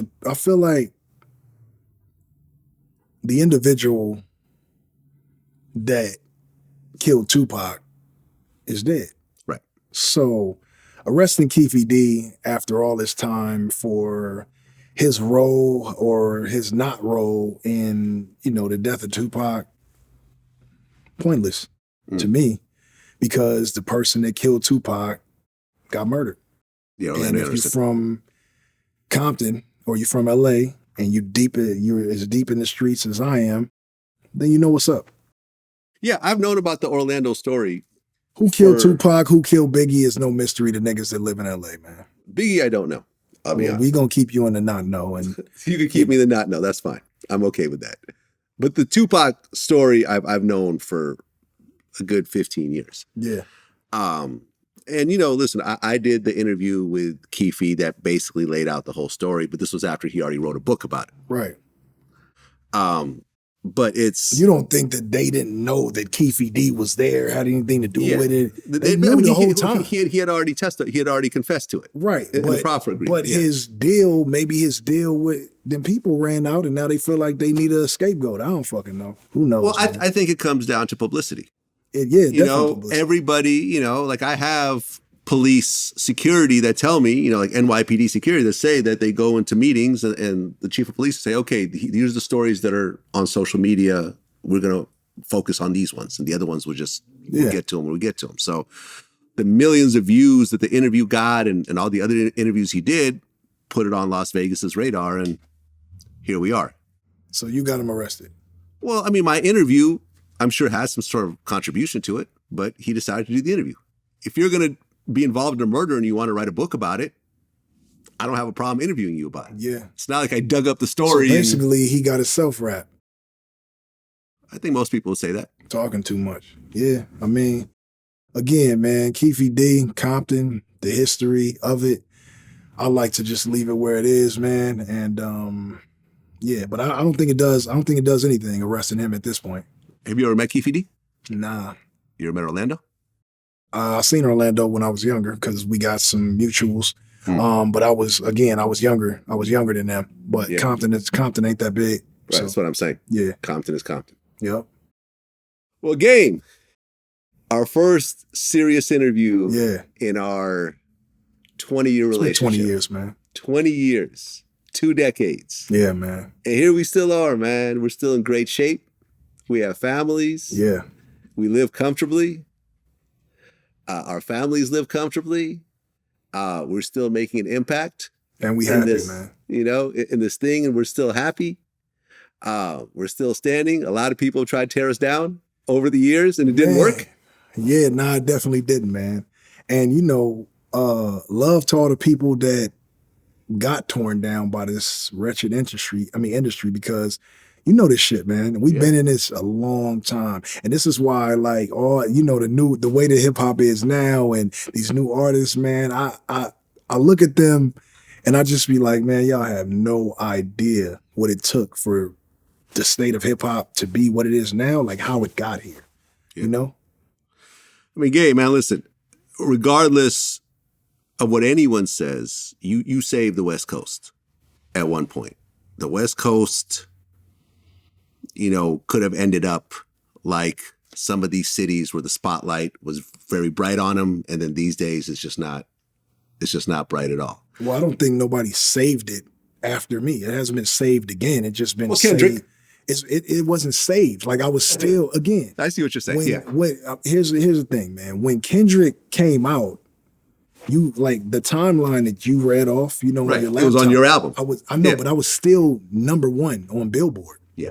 When Kendrick came out. So it's not it didn't need saving at that point. What it was a carrying of the torch. And I think that's one thing that you missed when we went down there to LA Live and we was on stage with Kendrick and me and Snoop passed the torch because he was deserving of that. Yeah. But it didn't need to be saved. It needed to be saved after Pac died. Yeah. Because it died. So, again. Yeah, and you've said at one point that you thought that your beef with 50 was going to end the way Pac and Big I didn't give a fuck if it did or not. Well, I'm glad it did it.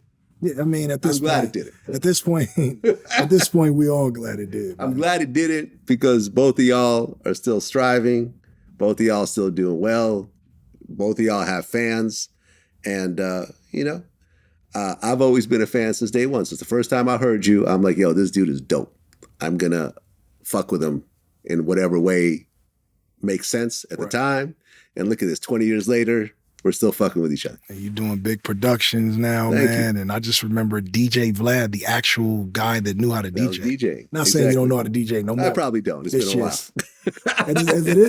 At any point, do you drop the DJ and just be Vlad or not? Well, I mean, DJ Academics hasn't dropped his DJ. DJ Khaled hasn't dropped his Academics, DJ. It just becomes part of the brand. Right, you know what I'm saying? But I actually am a real DJ and I have real awards behind my mixtapes. And I've really done tours around the world and we've done projects together and so forth. So yeah. So then peace to I'm gonna keep the DJ. DJ K Slay, rest in peace. Rest in peace, DJ K Slay, man. Justo. Yeah, who put me on originally. Justo. A lot of people, man. A lot of people. Like, so many of our greats have been lost along the way. Life be lifing, man. Like we said, like Nipsey, me and Pop Smoke talked right before he died. Same. Mo 3, I interviewed him. Young Greatness, Chinks Drugs. The amount of young black men that I have interviewed that have died violently is heartbreaking when I start to actually list them out. Because it's literally in the dozens now. Yeah. It's literally in the dozens. And they all left way too early under fucked up situations over just hatred and jealousy and a whole bunch of nothing that didn't, you know what I mean? It wasn't like, my son got killed and you get killed trying to get revenge. No, it was just a bunch of jewelry, bullshit, man. Jealousy, money, girls, usually it's girls. Yeah, man. Over a bunch of bullshit, man. And after everything that you've went through, you're still standing and you're still doing well, man. I'm truly happy for you. Love, man. That's how we're going to end it. Yeah. Peace.